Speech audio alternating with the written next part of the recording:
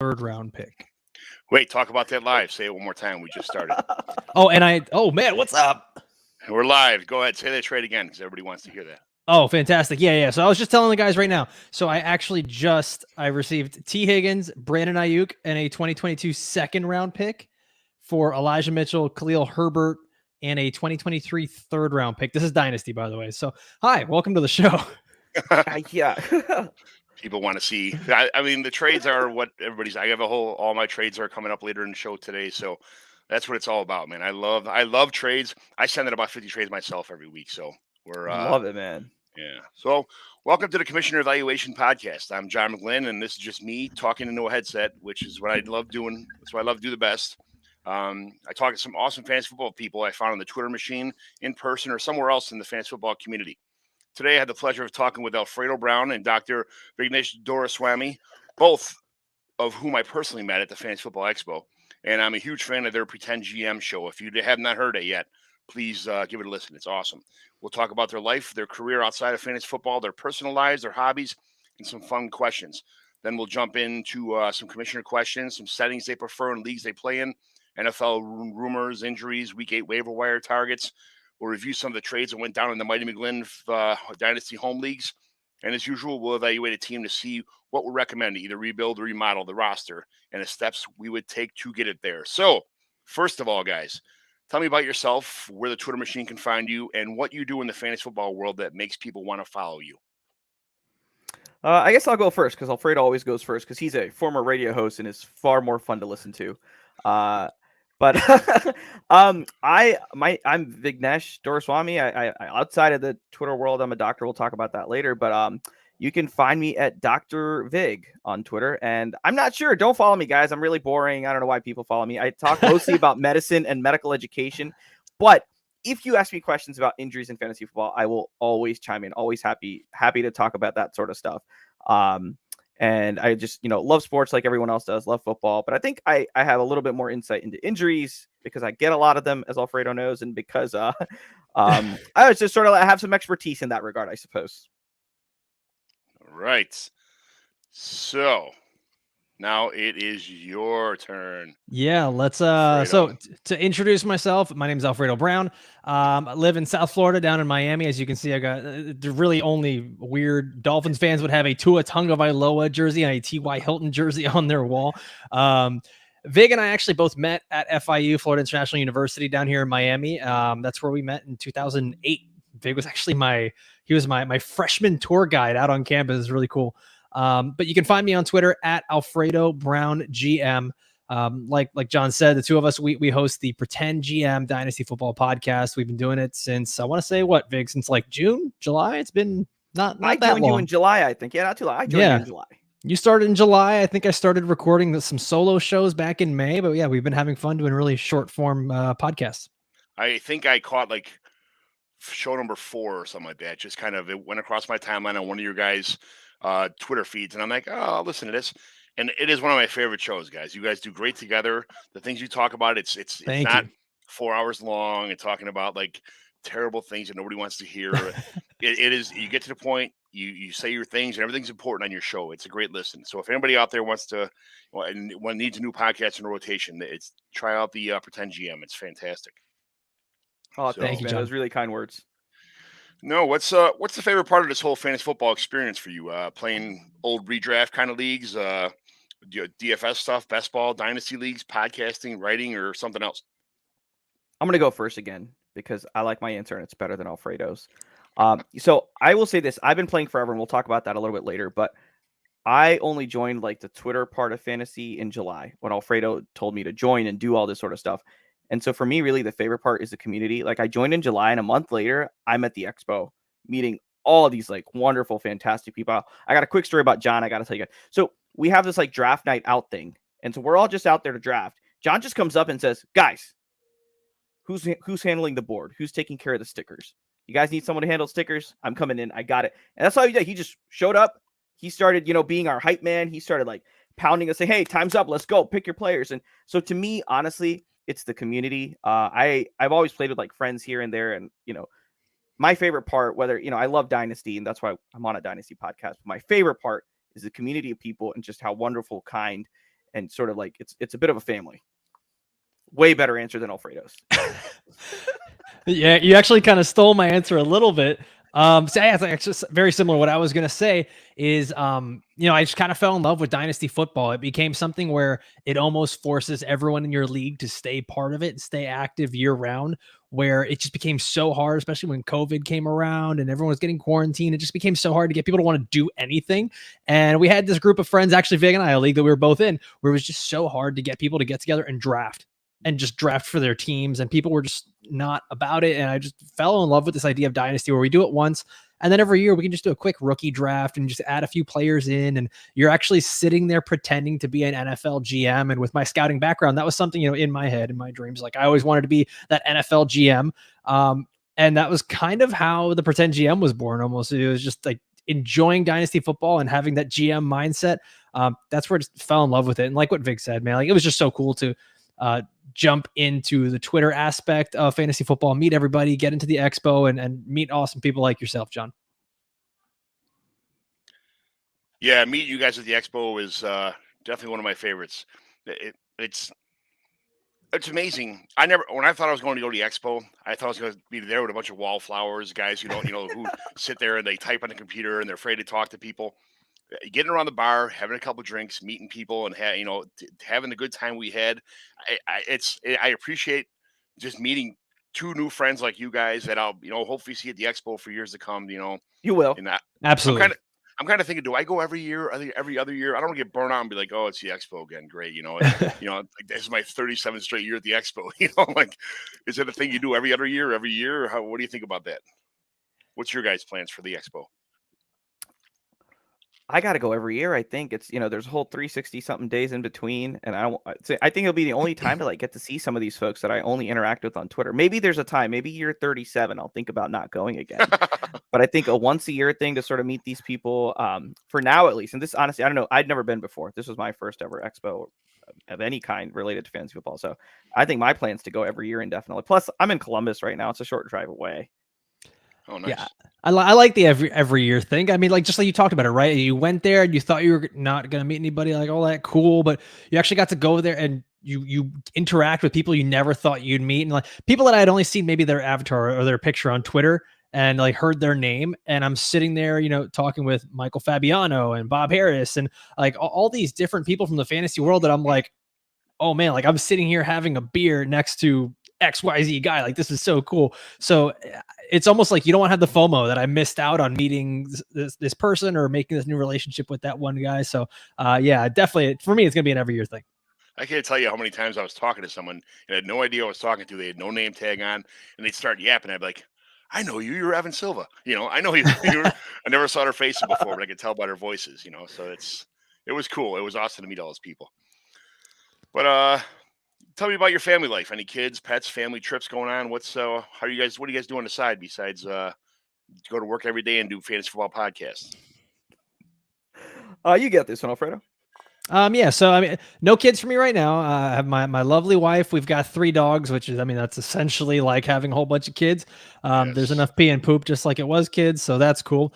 I actually own my own business. So I do that during the day. And then, when I get my time off, fantasy football was such a fun hobby for me that, just kind of put my extra time into that. And that's when Vig and I, look at that. Giovanni Castro. That's actually a good little friend of ours. Nice for him commenting. So yeah, it's something that we just do kind of on the side whilst doing the full-time work. But yeah, living down here in South Florida, I've been married since 2012. Shouldn't have taken me that long to figure out how long I was married. But yeah, no kids right now, but hopefully next year. I mean, same here. No kids. But I'm also wearing my wife is currently a resident physician. So if you watch Scrubs, first 4 seasons, she's still in training, finished med school. She's currently on a 28-hour shift, so I won't see her till tomorrow. So until at least her schedule gets a little better. Yeah, 28 hours. I did that back in the day. I'm a little too old for that now. Yeah, no kids, but I think at least while our work is sort of crazy like this, we're planning on holding off for a bit, but maybe someday in the future, kids, pets, love all the above. Yeah, I'm on your guys' schedule. We'll talk about that. I'm on a 4-on, 4-off rotating 12-hour shift. So I work 7 a.m. to 7 p.m. Oh for man. 4 days. Then I'm off 4 Wow. days. And then I work 7 p.m. to 7 a.m. for 4 days. And then I go back to days and midnights every 4 days. It goes back and forth. So it's it feels like it's kind of a younger man's game sometimes. And I feel like I'm a zombie pretty much almost all the time. But it pays well. It's a steady job. I get vacation days, which I never knew what a vacation day was till about 7 years ago when I got this job. So it's pretty good. I'm not gonna lie to you. It's paying the bills on on the reg is a pretty good feeling. So I'll keep it for Absolutely, my a man. while. So I think I asked before. You guys already answered what you do for a living, and are you happy doing it? What's your favorite hobby now, and before fantasy football? Like, what'd you do before you got into? You just said you recently got into Twitter and this podcast and things like that. What was your favorite thing to do, like way back in the day or your teenage years, and then before you got into fantasy football? Vic, I'll jump in. Yeah, man. Like for me before fantasy football, and it kind of goes back to like my background with the scouting stuff is, dude, I love the NFL draft. Like legit, I would spend hours year round watching film, scouting players, drawing up my own reports. I remember being in high school and not paying attention to the teachers and doing my own little mock drafts, and then like writing stuff on 3x5 cards that I would take home and like put it to film. And this was back when like YouTube was a very new thing. I'm not that old, but like YouTube was still relatively new, so like any film you could find was gold. It's like it's super nerdy, but like that was my hobby. It was actually looking at these players, watching the film, trying to drum up my own scouting reports. And then back when I was young and able-bodied, going out there, just playing sports with the guys, going out, playing some football, playing basketball. That's really it, because I kind of suck at everything else. But yeah, those were the sports. My answer is going to be pretty much the same, except nothing related to the NFL draft. And Alfredo isn't kidding. I mean, this dude used to write like mock drafts every single day and like post them on Facebook and in the form of notes back when that was a thing that people used to do. Alfredo might love the NFL draft more than I love my wife. I don't know. It's crazy how much he loves the draft. Your poor wife. What? Why I would you say that? Oh, because it's fun and funny, but because she's so sleeping. I love my wife. And she's at the hospital at the moment. But yeah, so she's not watching. No, same here, man. I love sports. Love playing them. Love watching them. I played soccer and basketball a lot. I play football with the guys. The Giovanni Castro, whose name you popped up earlier, one of our friends, Alfredo. We used to play like every time we were in town or we got all of us together. Just absolutely love playing sports, watching sports. But I really like reading books a lot, podcasts, audiobooks, trying to learn about things not related to medicine, since so much of my time was dedicated to medicine. I love all these like 10-minute YouTube documentaries you can see on a cool new subject about something I know nothing about. Nerd. So those are really cool things just to, learn about how everything works. Yeah, I recently got into audiobooks when I got this job because I work these crazy hours, and it's me in a 1,000,000-square-foot data center by myself walking around. Sometimes I don't see a person for 48 straight hours when I'm at work. So I got this. I started getting a thing called LibriVox, and it's free audiobooks that people donate their time reading. And so I listened to like books I was supposed to read in grammar school, like called like The Jungle. I listened to The World of Worlds by George Orwell, like Moby Dick, 10,000 Leagues Under the Sea, all these books that are, I don't read very well. I'm just, I don't know, I'm dyslexic or something or whatever is going on, but I can't, I read a page and a half and I'm falling asleep. And dude, I'm the exact same. Exact same. That's why I gravitated to podcasts. Podcasts, exactly. I can't write. I type like a chicken. I'm like I'm pecking on the keyboard. Like it would take a week and a half for me to write an article that some people could bang out in 45 minutes. So it's terrible. I don't know how to use like the internet very that much. I mean, I can look up stuff on Google, but some people just have this down to a hack where they can write out 7 or 8 articles in a day and be done. Where it takes me like a week to do one. Podcasts, I listen to podcasts all the time. I subscribe to 50 different podcasts. That's 50, not 15. And so I have my earphones in all the time at 1.5 speed, and I walk around. And I take my phone out and I write notes down. And I every couple of weeks, whenever I have my own podcast, I just kind of like, hey, this is what happened. Here's what's going on, and I learn a lot about the NFL. And you guys talk about the drafts. I worked right across the street from the draft was in Chicago and was there both years. So from the day the first NFL truck pulled up until the day the last NFL truck left, I was there from every day. I was meeting the pros when they were coming to see the community. I was meeting the people when they were putting it together. Awesome. So I've been to both Chicago drafts. I went to Tennessee with Mike Tagliere, with most of the guys in Fantasy Pros. Wow. And we went to, God rest his soul, my guy. But he was We went and seen one in Tennessee. We had rooftop on one of those red buildings in Tennessee to watch the NFL So draft cool. there. It was I was so happy because the Dolphins got Josh Rosen. He was like, "You got your guy Rosen." I was like, "Yes," and then that didn't turn out too well. But it's I love the draft. I've been doing mock drafts for as long as I can remember too, and it's a lot of it's listening to 10 or 12 people and making my own decisions and then making my own draft pick. And I only do offensive stuff, so with hearing. I'm just kind of guessing on the defensive players. Until you do IDP and really understand the entire game of football and the team needs, and even when you have all that stuff down to science, you still get like maybe 12 right if you're lucky. So it's one of those deals. But I love the draft. I've been to I think four or five of them now. So that's a bucket list thing for me. I actually had everything set up to go to the one in Vegas, and then we all had to quarantine. It was like the saddest moment of my life. It was just awful. Another awesome league mate that was. I mean, Mike Taylor was my neighbor, but a guy I'm not sure how long you've been on Twitter for, but a guy named James the Brain, James Catullus. I don't know if you remember him or not, but he was in our home league. He lived in Wisconsin. He drove 2.5 hours to come to our home league drafts. The guy was absolutely awesome, and he was a super awesome fantasy football guy. He died of something going on, it was a kind of a unexpected death, but he's never been to a draft. He was super happy about going. He got tickets to go to the Vegas draft, and he died. And I was like, "Oh, you got to be kidding me! This poor guy." And he was Mr. Fantasy Football, and it was like, man, this is terrible. But I don't know. That's the way it goes sometimes. God rest his soul too. So what is your favorite Sunday afternoon munching food when you're glued to the TV watching Scott Hansen on Red Zone? Oof.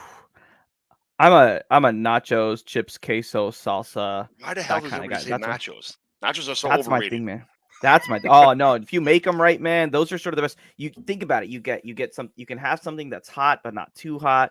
You get crunchiness with the chips. You get whatever taste you want. You make it a little spicy. I didn't know that everyone said it because usually I bring all the nachos and no one eats it. I eat it by myself. That's because they're terrible. I'm all about the nachos. you know what nachos are for?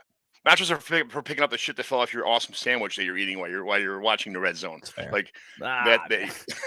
And I'm not talking about like stadium nachos with that like fake cheese. No, I mean like loaded nachos with sour cream and all the fixings, man. Yeah. But fine. I'm boring, I guess. But nachos are great. I saw this on the show sheet. I was super excited to talk about nachos, and my soul has just been crushed. For me, pizza is my favorite food, but I don't know if that's necessarily like the game thing. There's something that's just so right about chicken wings and football. Like when it's just there, because you don't have to move. You don't have to look at anything. You just got all your screens set up. You grab your chicken wings, and who cares if your fingers are dirty and all? You just get after it. Like chicken wings and football just seem like they just go together, man. And there's some really good places down here in South Florida. That's my food. Yeah, we go to Florida we've been to 43 states with my kids. Ooh. Because we have a lot of they're in travel, lacrosse, and cheerleading, whatever, cross country, whatever you name it, But so we take car trips all the time. So, but my father-in-law has a place in Daytona Beach, right down the street from the pier, in a place called Ocean Jewels. So we go there probably once every other year. And Florida's got some fantastic food. I believe me. I've had food pretty much everywhere, but Florida food is pretty good. I'm half Cuban, and the Cuban food down here is just it's perfect. Next time you're down here, try to get some. Yeah, it's good to know. I never even thought about getting Cuban food, but we go to a handful.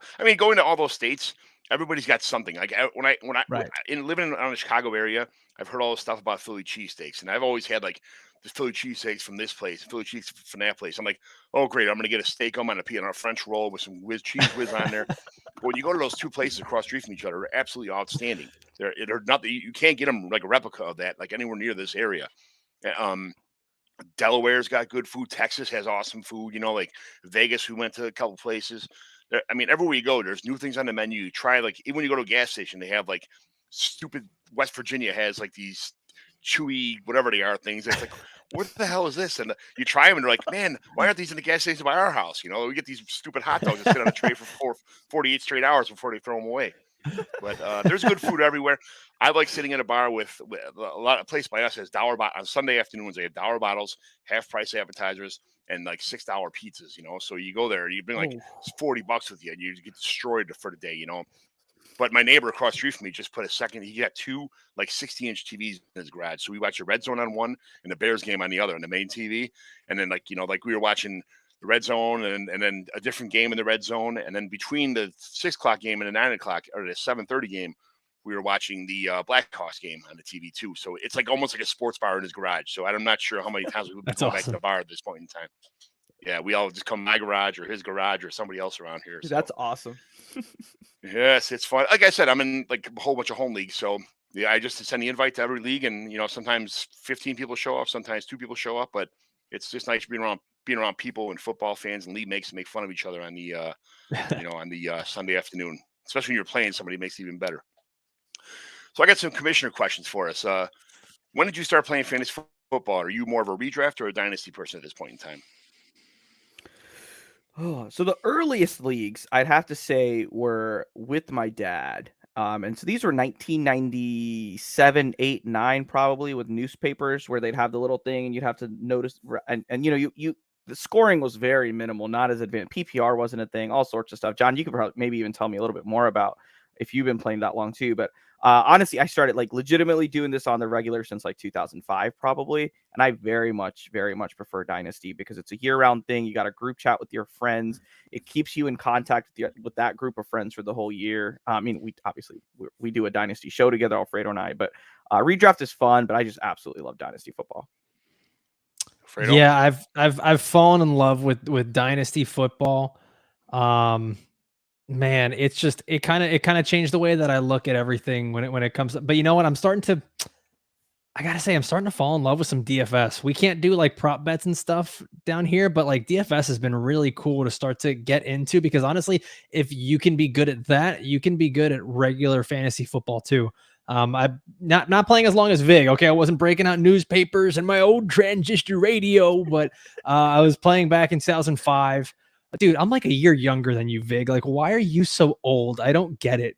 But I started playing back in 2005. I only actually even started playing football or understanding football back in 2000. So 2005, and just been playing for a while. Everything was just redraft leagues over and over and over. And then like you start to get so many people wanting to like have you in different leagues. You start to do all these different drafts, and it just nobody actually stays together and keeps leagues going. And that's Dynasty, man. That's where it's at. So and I got to answer this question for you. Oh, sorry. Go ahead, John. I was just going to say why I started doing all this early. You can see I'm a Jags fan. There's like 10 of us on the planet. Wait, what? You like the Jags? Oh, yeah, I know, dude. Shocker. It's a shocker. Right? But I moved to Jacksonville in 1994, the year before they got their team. Jacksonville, Florida doesn't have a lot going on, right? No, it does not. Jags is all we had. And when Jacksonville got a team, that's all that was there. So we actually, in elementary school, played a kind of fantasy football where we would all get to create a team of 5 Jags players, and we would get points based on how they did. Like we all got to pick. That sounds awful. Elementary school. So it was a tough. First off, we had Mark Brunell, Jimmy Smith, Keenan McCardell, Fred Taylor. So you can take your awful and go away. That's it. Those are the only 5. Like it's over. League's done. But it was a lot of fun, and that's where my I think understanding of like some fantasy came. And that's where my love of football really started. My dad's a Giants fan. I was born in New York. He watched like the Giants in like 88, 89 with that like last second field goal or whatever. But for me, all of the fantasy and love of football all came with like the whole city was just in love with the idea of this new franchise. And, it's not like the Dolphins and the Bears that had just been around forever. It's still one of the youngest franchises out there. So it's just that's all the city had. And it was just an entire craze. And everyone was crazy about the Jaguars. Yeah, I was a Dan Marino fan my whole life. I was always a huge Dolphins fan because of Dan Marino. So I had the pleasure of inviting everybody out to Dan Marino's last football game, which I think all 3 of us probably know. Dan Marino got beat like 56-0 by the Jaguars on his way out. It was 62-7. Thank you very much. Yeah, something like that. It was Mark Brunell, let's go. You see that jersey back there? Yeah, dude, I remember being a kid. And hearing that score. And I was like, oh, the Jaguars must be really good. They're probably going to win the Super Bowl, right? Because I didn't even watch the Dolphins. Like all I knew was Dan Marino was good. And then I heard they got just absolutely wrecked by the Jaguars. I was like, they must be awesome. Destroyed. We were 14-2 that year. We lost 3 games to the Titans. The only 3 games we lost that whole year. Dude, I missed out on all the Dan Marino fun. Like, I literally became a fan of the Dolphins the year after he was gone. Like, my first quarterback that I got to watch was Jay Fiedler. Like, that sucks. That should not be fair for fans of football teams. No, Mark Duper and Mark Clayton posters were all over my room with Dan Marino with stuff. I mean, I had ice toner gloves I was hook, line, and sinker all over Dan Marino. I watched the Super Bowl. Posters of Ace Ventura. Yeah. It was absolutely awesome time to be because the guy was just magic. He had Mark Duper and Mark Clayton. There was a different tight end every year, zero defense whatsoever, garbage running backs all the time. And he had 5 good offensive linemen, and it's all he had. So every game was 72-70, because they couldn't stop anybody. He'd have to throw for 400 yards and nine touchdowns every game because he didn't have a choice. And he would sit in the pocket. I think one year he only got sacked 8 times. Like the pressure would come in his face, and he would stand from the Statue of Liberty to throwing the ball 75 yards on a dime downfield right in somebody's fingers in a flash. Like, he can get rid of the ball instantaneously. He was amazing to watch on a football field. He couldn't move, but he would dance in the pocket like Fred Astaire, that kind of. It was absolutely wonderful to watch him. Fred Astaire. Alfredo calls me old, and you're bringing up Fred Astaire. Holy! Well, Vic, did you have that on your bingo card? I did not have that on my 2021 bingo card. Jeez. So talk about old. Let me tell you how it was in 1995 to run a fantasy football team. You had to call the commissioner's house. And because of the fact that 12 people are trying to call lineups at the same time, there was no such thing as call waiting. So you got a busy signal. It's like, and if you never heard a busy signal before, I'll just tell you how that sounds, right? And so you had to keep and if your lineup was not in at 12 o'clock, you got a 0 for all your players. So what you had to do is you had to write down your players on a piece of paper, drive over to the commissioner's house, and hand it to him. God. And once you handed him that piece of paper, that was the official lineup you had. There was no such thing as free agency. If your guy got hurt, you got a 0 no matter what. If you had 4 guys starting in your team that were Monday Night Football, and they all got the flu and they were off, you got 4 zeros. You couldn't change your lineup whatsoever. There was no internet. Terrible. You couldn't log on and I'm going to change my lineup real fast. You couldn't. It was your lineup was what you sent in at 11:59 and on Sunday morning, and that was it. Ooh. So it was. What is your research process for DFS? Ooh, who's the okay. more DFS guy? Probably. Yeah, that's fine. Go ahead. What's your research? I don't do DFS, so. Yeah, no, that's fine. Really. So, I mean, it's, what? I wish there was like one tried and true method that you could use, but honestly, a lot of times you just have to. It's not as simple as just looking at the opponent, but you also have to look at what kind of volume that player is going to get, and the conditions, the game script, things like a lot of the same stuff that you're going to look at when it comes to fantasy football. But then the other thing is, like, you have that budget that you have to set your lineup. So typically I like to go with some of those positions that you can kind of what's called punt. So like I like to, punt defense, go as low as I can. Maybe one of those defenses are going to shock some people that day. Maybe that tight end who is probably going to get like 2 or 3 catches, but get himself a touchdown, and you can get him for like a low price. And then really that's when you start to use like the Vegas lines of who's got the highest point totals for the games, and starts to work out maybe like a stack of a quarterback, wide receiver. I'm not by any means a DFS expert. I typically try to stay as safe as possible and do what's called double ups, which is just basically be in the top 50% and you just double up your money.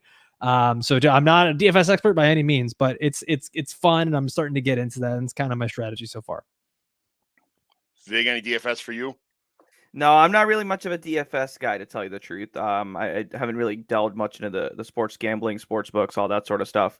But I think the idea makes sense. I do like the idea of like coming up with an algorithm or a way to like, crack the code. And it makes sense. Like if you're well, so much depends on what type of tournament you're doing, right? So if you're doing like a 50-50, like what I do, it changes. Or if you're doing like one of the what's called GPPs, like you kind of want to have a diverse lineup where you get some variance. Maybe like not a lot of people are going to pick Tua Tagovailoa as their quarterback, and that's the guy who, when he's a QB1 like last week, that's how you win the $1 million. So it kind of depends like what you're doing. There's no one tried or true method to winning money in DFS. I think you have to go a little deeper than Tua Tagovailoa to win the $1 million. I think somebody had Case Keenum in the lineup 2 weeks ago when Baker got hurt, and that was one of the reasons they were tied for winning like $25,000 or $250,000. Something. They had Case Keenum and like some other receiver that wasn't supposed to even play, but because the receiver got hurt I think it was the Steelers when Juju went down or something. Somebody came in. but it was crazy because you'd have if I do anything, I do like 16 parlays for like 25 bucks or something. You win a couple. See, win we some can't money do on that those. here in Florida yet. It's so Yeah, we disappointing. can't do that here in Ohio either. Get a bookie. You can do whatever you want.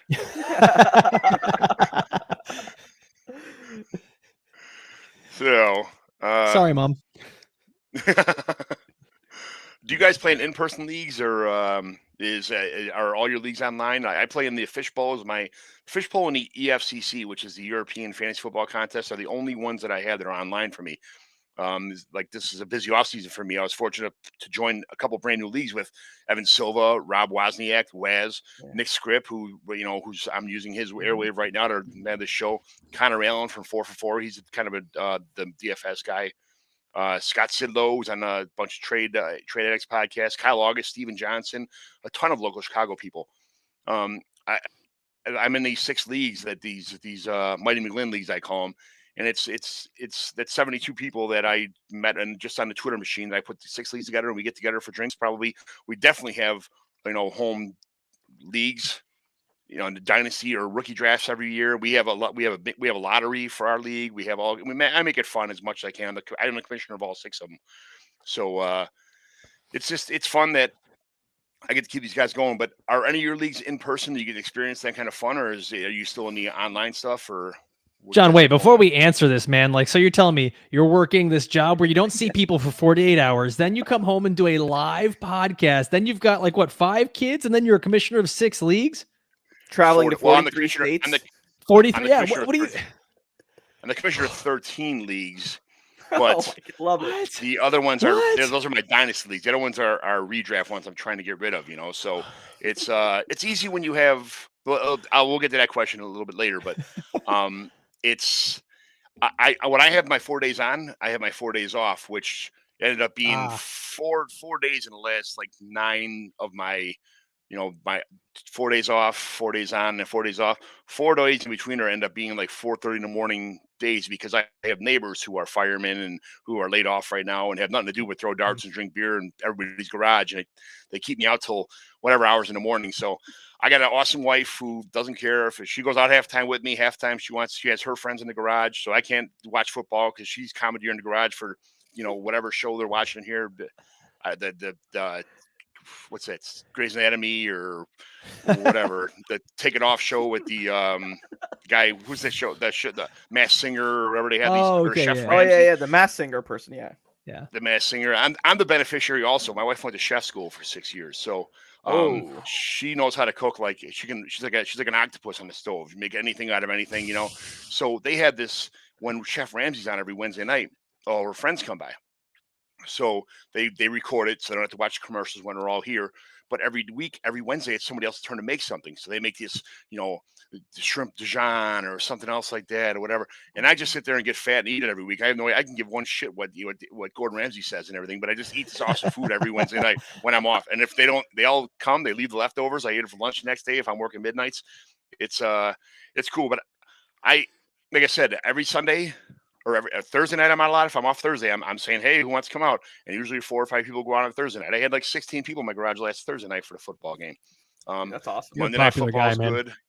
It's all guys in my leagues, and everybody busts everybody's balls, and it's a good time and talk shit. And usually it's all about me, but whatever. It's all in good fun, so I like it. But yeah, it's super cool having the Chicago area. I mean, there's 3 million people living all around me, so it's 6 million people, including the suburbs, whatever it is. So I just went on Twitter and I typed in, I looked on, that's why I always tell people, make sure that where you live at is on your Twitter feed. If it says Scottsdale, Arizona or Tampa, Florida or something like that, put that on where you live at. So if somebody who's looking to make a league and say, oh shit, this guy lives by me, let me inbox him. That's how I filled up everyone in my league. Wow. Nick Script, who's the P2W fantasy. Yep. He literally lives a block and a half away from me. I had no idea who this person was until I saw something on Twitter one day. I looked at him and he's like, Plainfield, Illinois. What the hell? I go, hey man, where do you live at? What's going on? We met up in his garage one time, invited me over. We started talking. He's in the Dynasty League now with Amar from 4 for 4 and Connor Allen from 4 for 4. And these guys he branched out a couple of his friends. Shotgun Fantasy was his best man in his wedding. I didn't even know that they knew each other. I saw Shotgun Fantasy lived in Illinois or by us. And I invited him to a home league. He's like, yeah, I like home leagues. I'll do it. I invited him to a league. And it's each other's best man in their weddings. It's like, what? How did this? It's such a small world when people finally get to you put these leagues together. If people know people and hey, let me join this guy. He's already in one of my leagues. How did that happen? How did you know that guy? It's just look on people's Twitter and look at who lives anywhere near you or within 3 or 4 cities around you. Or I mean, like I said, James Catulos came from Whitewater, Wisconsin, 2.5 hours away to be in a home league with us. People come from a long way just to be in a home league to have fun with people. Get a hotel when you meet for a rookie draft. Drink all day. I had the bars. You have a specials, $40 all you can eat, all you can drink the whole time, stuff like that for a rookie draft. So you can drink whatever you want. It's they bring up whatever pizzas, wings the whole time. It's great days, man. Man, I was so excited for my first rookie my first rookie draft for a new league I did in Dynasty. It lasted 15 minutes. Like it was done. No, there was so much. Yeah, it was so much prep. Like everyone had a 15-minute clock, and within 30 seconds they were like, Zach Wilson, Jamar Chase. Like it was everything that was like all the buildup was just deflated so fast. We were done. We're like, all right, I guess it's over. Good, congrats everybody. Like that was it. A 5-round rookie draft? No, it was 3. It was 3-round, not 5-round, but every single pick, like just like that, it was done. I think we finished in 15 minutes max. Oh man, that's I sad. think ours took 6 hours. It was our rookie draft last year or 2 years ago was in my backyard, and Scott Sidlow was having a baby, so he couldn't be there. And so Steven Johnson came all the way from an hour and 10 minutes away. Some other guys came a long way too, but somebody else that was close couldn't make it until like halfway through the draft. And it was one of those days where it was like, oh, it's gonna be 70 degrees outside. Or 77 degrees outside. It's gonna be perfect. Not a cloud in the sky. The sun came out. It was like 83, and the sun was just beating on everyone. Now we're all fat white kids from the Midwest, The sun just 87 to 85 degrees and sunny. Just we're all like, we're melting. It's nothing like Florida where it's like 104 and like 100% humidity. The first day of sun just absolutely destroyed us. So actually, Kyle August's team is called the Backyard Sunburn Victims just because of that experience. Oh man! But to answer your question, I'll say I have a home league with folks I work with, sort of fun. And then we're all in different places now, but our buddy Giovanni Castro, who chimed in a little earlier, Alfredo and myself, we all know each other. We went to college together, and so the guys used to like plan an annual trip, go to a spot, and do a draft together, like at the annual trip where they would go to different places. Yeah. But this year that was sort of made into sort of we're all in different places now, and we couldn't all make it, so we ended up doing it, a slow draft on Sleeper. But otherwise, I mean, like you said, I got a couple of leagues online, like Scott Fishbowl, where I'm currently 0-7 and Alfredo 7-0. It is the worst league I'm in. I had a lot of injury issues. At one point, I had the most points and was 0-5, even though I had the most points in our division. Made no sense. Stop making excuses. Stop making excuses. Winners win. Play like a champion today. Do your job. That's it. Oh man. Not actually just saying that's where it was. I wasn't better than the guy against me that week. But all that being said, so I got a good mix now, I think. I met a lot of, like you said, a lot of great friends on Twitter that I've made now in the last couple months and joined a couple of leagues with them. But quite a few home leagues that started out as home leagues, like med school. Yeah. Bunch of friends still play together. It's just we might draft together, but everywhere else we're all in different cities now. We've all like sort of spread apart. I mean, we got folks like in Colorado, Florida, Texas, New York, Cleveland, and so I still call them home leagues because we at least try to draft together. But after that, we're all over the place. But met a lot of folks at the Expo from the Columbus area. Mm-hmm. Dennis Bennett from Dynasty Nerds like created a group chat with a bunch of us. And we try to get together to watch games now. It was a little later for us to like start a draft. I'm really hopeful we can get a group of these guys together. We have like a Twitter chat with like 18 people to try and and one of the guys like manages a bar. So he just like booked off the entire top floor of the bar for us to watch opening day. And it was fantastic. So hopeful to get a home league with some of those guys and, just be able to meet in person, maybe watch games with them in person and sort of laugh at them as my team does better than theirs does, Yeah. The trick to that is whoever wins the league gets to pick the draft location. That's how all my leagues work. And like I have a lot of time, a lot of vacation, a lot of time off. I get pretty lucky. My days usually coincide with I get to schedule all the drafts, so it kind of works out pretty much all the time for my days off when the drafts fall. But the date we have it's to be determined, but for the most part, I can kind of influence the date. But whoever wins the league gets to pick, hey, their backyard, the local bar. They want to go to, anywhere in the Wisconsin, Indiana, Illinois kind of radius. That's where we're going. If you win, we got to be there. I mean, obviously, everybody can't make it, so we'll have like we'll do it online with, we'll say if you're not going to make it, that's fine. But usually it's usually 10 or 11 people show up to every draft anyway. So I really haven't had a problem with, most of the time it's all 12 people. People do this for a reason. They get in home leagues. They want to do this kind of stuff. And a lot of, I think 3/4 of most leagues, at least half, probably most of them, at least half in every league has most people within like probably a 15-minute radius of me anyway. Sometimes most of the leagues 75%. So that's awesome. It's sometimes it is going to be a drive, but if I drive, we'll carpool and somebody doesn't drink, or we'll just say, man, hey, I'm going up there and I'm going to drink like a cow for the whole day. And I'm going to eat 1,000 buffalo wings and I'm going to pass out like a pig on the bar. And it is what it is. So I'll get a hotel and just, it is what it is. So yeah, I have fun. I have a great wife, who lets me do all this stuff. And, it's super awesome. She does her stuff. I do my stuff. We do stuff together. We just have, I guess we make it work. It's just nice. It's nice that it happens this way. So, what's your favorite host site for fantasy football? I have the luxury of setting lineups in Sleeper, which is my favorite, but I got to set 4 on MFL, 4 on ESPN, 3 on Yahoo, 2 on CBS, and 1 on MFL, which absolutely sucks on Sunday morning trying to set all these lineups in. Yeah, I'm in a few different apps, and I think this year I'm starting to do more and more. Like doing my fantasy league is it's so robust, and that makes it so difficult, I'm sure, for commissioners and for managers. But John, I gotta say, man, I think I agree. I think that Sleeper is kind of my favorite. NFL and ESPN are both very clean, very easy, but I mean, Sleeper, there's just, once you get used to it and you get used to everything you're looking at in the interface there, it's really cool. It's got a lot of, like, seeing the trending players, being able to get, the weekly and average week leaders for points, being able to get the news all right there in one column. Like, everything it's really nicely done in Sleeper. I gotta say, I'm really impressed. And as a commissioner for dynasty leagues, it is 1,000% easier because you can trade picks back and forth. I have a dynasty league that's in ESPN and I like the app, but for dynasty, it's a nightmare. Absolute nightmare. Yep. Yeah, I couldn't have said it better myself. I think in addition to what you mentioned, I don't do CBS, but I have a Fantrax league. I got a real-time sports. I got a first one in Fantrax. That was the draft night out that we did. That was draft night out. Yeah. Oh, 3 of us. Yeah.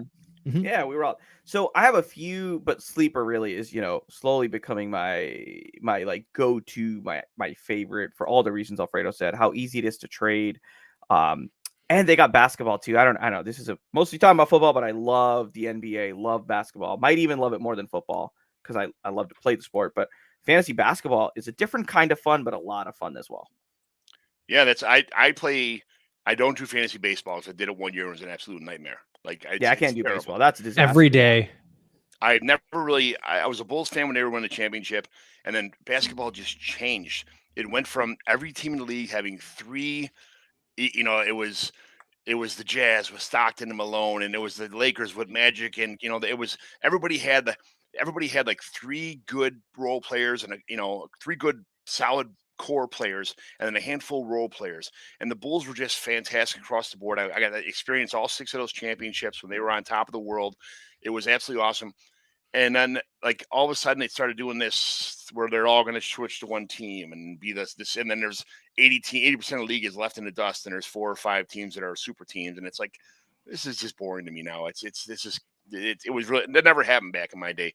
So I've switched to like my favorite second sport, which I always went to hockey games when I was a kid. Anyway, a couple of my kids from my grammar school played hockey, so I went to a couple of their hockey games.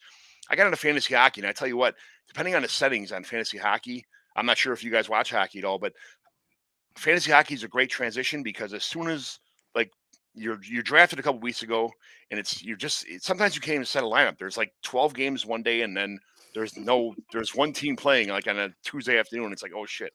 So you do like a 7 or a 10 or a 15 game window, whatever you want to do. and you can preset your lineup when you're sitting on the pot one morning when you got nothing to do. You do whatever. It's stress free. And when football's over with, you have one league that you check every day for 5 seconds and start whoever you can start. It's a game of the waiver wire, and it's just it's a kind of like a like the setting 19 lineups every week is over with. I'm doing one a day, and it's super easy, and this is great. It's a nice transition, and then it's that you get to watch. There's hockey games on every night. Yeah, I'm watching the game of the week on this channel. I'm the game of the week on that channel. A lot of my friends are hockey fans around here too. Played hockey when they're younger, or our fans are in fantasy hockey leagues too. It's probably the same situation as fantasy basketball, but I just kind of fell in love with hockey as far as that goes. Yeah, if there's one thing that South Florida is known for, it's hockey. Well, the Lightning do pretty well. And South, and the University of South Florida is in Tampa, so Oh, shut up.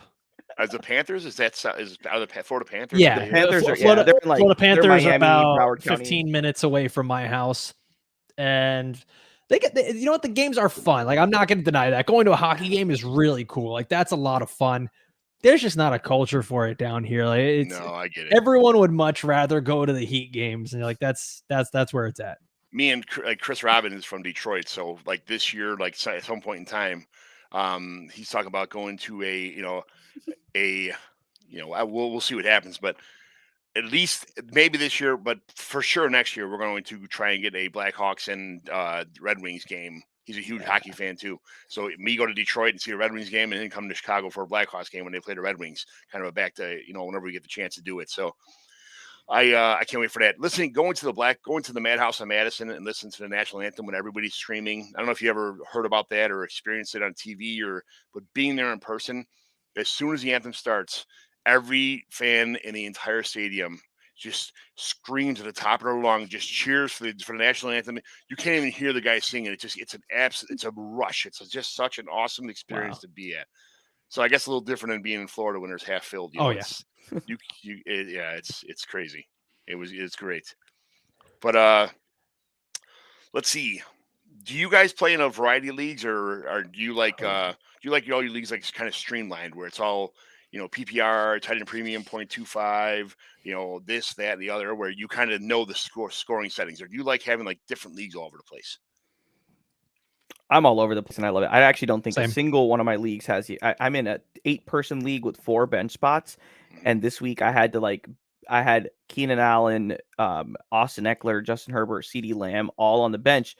And so I had to figure out what to do with the rest of my squad. And do I just take the L? Do I figure out like other players I can drop here and there? It's like I dropped Julio Jones. I love it. I think there's a lot of strategy we can do either way. I mean, I love Scott Fishbowl's really esoteric scoring system. I love the variety, and I just like it because it makes everybody think about their own rankings. You can't just pull up like a Fantasy Pros expert consensus ranking or a ESPN. I love that it's sort of, and I'm in a lot of leagues where people like to think about this sort of stuff. And so I think I love the different scoring options. It really helps you create sort of like your own rankings to figure out what's best. So I actually don't think a single one of my leagues shares the exact same scoring pattern. Yeah, I'm kind of the same. Like, I like to have a lot of variety in my leagues. I think that kind of what Vig said is when you start to get into different styles of scoring, it almost separates the men from the boys, right? Like we're in this wild, it's like a super flex tight end premium league. Vig and I co-manage the team with some other guys, the breakout dynasty guys. And like we just went off the deep end with our draft strategy. Instead of this tight end premium, we're like, all right, let's take Kelsey. Oh, cool, here comes the turn. Let's take Waller. And then like we started 3 tight ends this week. Yeah, Last like week Ricky Seals Jones, Chelsea Waller and Ricky Seals Jones. Yeah, and so like you get to just start to do all these little crazy strategies, and fantasy football is supposed to be fun. Yes, that's what you should be doing, having fun. Like I can't make it any more simpler than that. If you're there to try to compete all the time and turn it into this business, and you become the Bill Belichick of fantasy football, like that's not what this is for. Go have fun, be Cliff Kingsbury, put on your Ray-Bans and just be the kid having fun, man. Like that's what it's supposed to be. Yeah. I started a league this year with my kids and my wife, and my wife's like, I'm never watching this fantasy football bullshit. I'm not. I'm like, why don't you give your friends who pretend they like football, like let them join it, get a team too. And they're like, really? I'm like, yeah. This one was actually a Browns fan. The other girl had no idea what she was doing. She still doesn't set a lineup, but she's like, oh, I forgot, but I watched the game. I watched the Bears play. So her girlfriends got in, their husbands / boyfriends, whatever they got, and then all my kids took a team. My son's in University of Wisconsin Whitewater for college right now. One's an engineer. He's a building engineer, so he's got his own job, his own place. And then my daughter's got their own team, so we just create a league to kind of like show everybody how to get to use Sleeper. So if they wanted to have their own leagues with their own friends, they could do it. It's catching on pretty good. It's a little smack. There's a nice smack board going on. People learn how to send emojis to each other and give them the finger and whatever else, So it ended up being a lot funner than I thought. It wasn't such a disaster. People are really kind of getting into it, which I was kind of hoping for. So hopefully it grows. I don't care if it's a 16 or 18 or a 32 person league. I don't care. I'll make it work. As long as everybody's having fun, and that's what it's all about. So, but do you guys have taxi squads in your team, or you're not there yet? Or like I'd like to do where I have a 25-man draft the first year, and then I have a 5-man rookie draft, which I implement. So I expand the roster to 30 people in year 2, and then year 3 there's no more expansion of roster, but we start a taxi squad for year 3, and then after that it's just there's no more players at all, import on your roster. It's all you have to get rid of 5 and then import 5 more taxi players, whatever you have. If you trade all your picks away, obviously you're not getting nobody. But if you had 7 rookie picks, you only have 5 taxi squad players to put on there. So, and if you guys are not familiar with taxi squads, which some people aren't, it's just a extra holding pig pen or play pen for the babies while they grow up for a year and find out what you got before you're forced to cut everybody and lose them out after a year. No, that's a good description, man. I've always thought about it sort of like the minor league team for your fantasy football squad. I'm in a few, there's the breakout dynasty guys that we started with. They actually created a taxi squad for year 1, which was interesting. Wasn't used to that. And Alfredo and I were so not used to it that we literally put 0 players on that taxi squad. Again, I'm fine either way. As long as everyone's got to play with the same rules, it's fun. We got to think about how we do things. I'm in some that have a large taxi squad of about 10 players. And the rules are you get to actually take 2 people who haven't declared themselves eligible for the draft, but you can only take them in round 6 and 7 of the rookie draft, and they have to go on your taxi squad until they get drafted into the NFL. Sort of a weird little thing that we do. I love variety, and I think it can make it a lot of fun. So I'm fine with them. We have dynasty leagues with no taxi squads, dynasty leagues with them, without them. As long as there's some variety and everyone's got to share the same rules, I think it's a lot of fun. What I like a lot about what you said is I think what you described sounds like I think a very streamlined, really good systematic way to do it, where you like really open it up in year 3 and kind of expanding the rosters. I might have to talk to you after show a little bit to write that down. And if I start any new leagues, I kind of like that system. It seems to make a lot of sense. I have a 17 page manifesto of rules that I've come up with over the last 37 years. So I'll be glad to send you it, but it's going to take you about 3 days to read it because it's because of all the things that people had tried to pull through the loopholes in years with redraft leagues, with dynasty leagues, with cheating, with collusion, with everything's covered all the way down to what happens in the playoffs and tiebreakers when, to division plays, that kind of stuff. So I'll explain. Yeah, you got to publish this as a book, my man. You got to put it on Amazon or something. I've sent it out to probably 75, 80 people, and they're like, "Holy shit, I can't do this." I'm like, "Yeah, you can. Just do it." That's what I like. I guess the only good part of MFL is that MFL has such awesome, widespread settings that you could literally get offensive pancakes on that app. It's everything's tiered, everything's awesome. It's great for commissioners, but it takes 3 years to really kind of get to use it, and it's $75 to use it. That's the only other bad thing about it too. So, but I'll send it to you.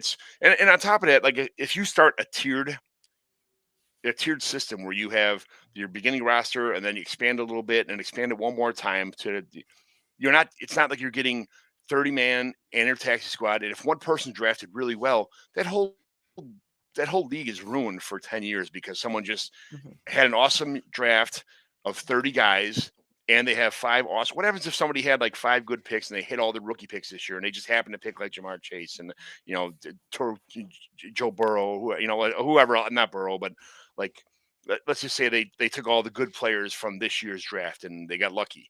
It's not really fair. It doesn't make the league fun. People are going to leave because they're in last place for 5 straight years. So that's the way I see it. No, I like that, man. But okay. What do you do to prepare yourself for every season to make yourself a better and a more informed fantasy football player? What do you Yeah, do I'll take every this off one. season? Go ahead. Yeah, I'll take this one. Honestly, a lot of it is you almost, man, if you really want to get that competitive edge, um, I try to determine like what's kind of the, I guess, quote unquote news and noise. Like when we're looking at training camp stuff going in and out of every season. It's just it's you get so many like the crazy headlines, right? Like Brandon Ayuk was supposed to be the guy to break out this year.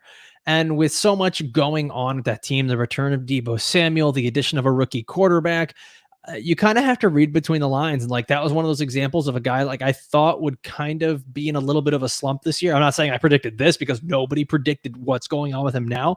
But like for me, it's just trying to read into as much of those articles as you can, trying to get as much of the news as you can and digest it, and then really think of it on your own, not just take everything for the face value that you're given, because it honestly, it never is. Like how many months has it been that we've been talking about Deshaun Watson going to a different team and it's just not happening? Like you have to actually sit there and think, uh, for example, like with Deshaun is, would this player actually get traded with all these allegations hanging over him? No. Okay, so you have to take those headlines and kind of process them, and like that was something I got to do in radio, where you take these things, you process them, you talk about it, and I think that's really helped me in fantasy football. Aside from just crunching numbers and all that stuff, is just looking at the news and trying to understand it as best as I can. Yeah, I gotta agree with you, and I'll keep this short. I think with everything becoming an advertising and revenue sort of model, not that I'm an expert on that, everyone wants that sort of clickbaity, Yep. like controversial topic and headlines. You really got to separate the news from the noise. And I Yeah. think really thinking about it. I mean, Alfredo and I talked a lot about on previous shows how, like, even before the season started, how we didn't think Brandon Ayuk was going to be quite the breakout that everyone was making him out to be. Definitely did not predict this. But I think if you think about it and you like have a logical attitude to how you approach it, it made sense that he was going to maybe have a bit of a lackluster campaign this year. So just like I just think it makes it even more fun. I love to let my friends just read and listen to read their read their stuff, look at whatever podcast they want, do all that. But I think really separating the news from the noise is what I try to do, and it's great that I get to do this with Alfredo all the time and talk about all these things. I mean, I probably text him more than I text anyone else besides my wife at this point. So it's just fun. It's a fun thing I get to do with my friend, but it also helps me get better prepared for the next year. That's outstanding. I like to hear everybody else's version. I trend everything. So I go through like 7 or 8 people who do dynasty rankings, and I take their individual running back, their individual um a lot of their running backs, wide receivers, tight ends, and quarterbacks. Top 150, top whatever, and I'll do a top 300, and I'll take like 7 or 8 my favorite 7 or 8 individual analysts, and I'll put them together, and I'll see what it all equals out to, and then I'll move guys up and down to where I'm at, kind of. So, and I'll do that every month.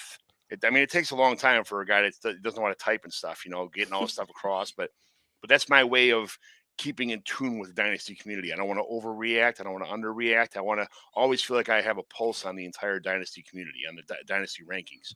So that's what I do in my spare time when I'm working midnights. I got time, or I'm on my days off. I have time. So um, everybody's got their thing. That's kind of that's where I'm at. So let's move on to some football stuff, some NFL news, injuries, rumors, and Right. going into week 8. So thanks Yeah. for letting me get to know you guys a little better. That was nice. I Absolutely, like man. introducing Thank everybody. you, man. This was great. What a long, deep dive into like what makes us us. There's no time limit on this show, but it's gone 3 hours and 45 minutes before. But this one should go a little bit like about an hour and 10 minutes All right. probably. So well, the rest of this is pretty fast. So some injuries. Bears, the coach Matt Nagy's got COVID, so I'm not sure what's going to happen with that. Browns Nick Chubb should be back for week 8. And Baker Mayfield. Vig, what do you think about Mayfield? What's going to happen with him? No, it's really hard to say. They're being so vague, and I'm hearing conflicting reports from we got a lot of Browns fans here, so I legitimately do not know. I'm looking at the daily sort of injury updates to see, and part of it is they're a pretty decent squad. Do they want to squander the future they have? Are they hoping that Baker Mayfield is the quarterback of their future? A lot of it really depends on that. They could bring him back a little earlier, but right now, I honestly don't know what the game plan really is. I'm hearing a lot of conflicting reports. But I'm hoping he can be back soon. It is sort of a gnarly injury, but it's really hard to say. For a guy that's already teeter-tottering with getting an extension and then getting all these injuries, and do you guys think that really he is the future face of the franchise in Cleveland? I mean, Dynasty Rich seems to think so.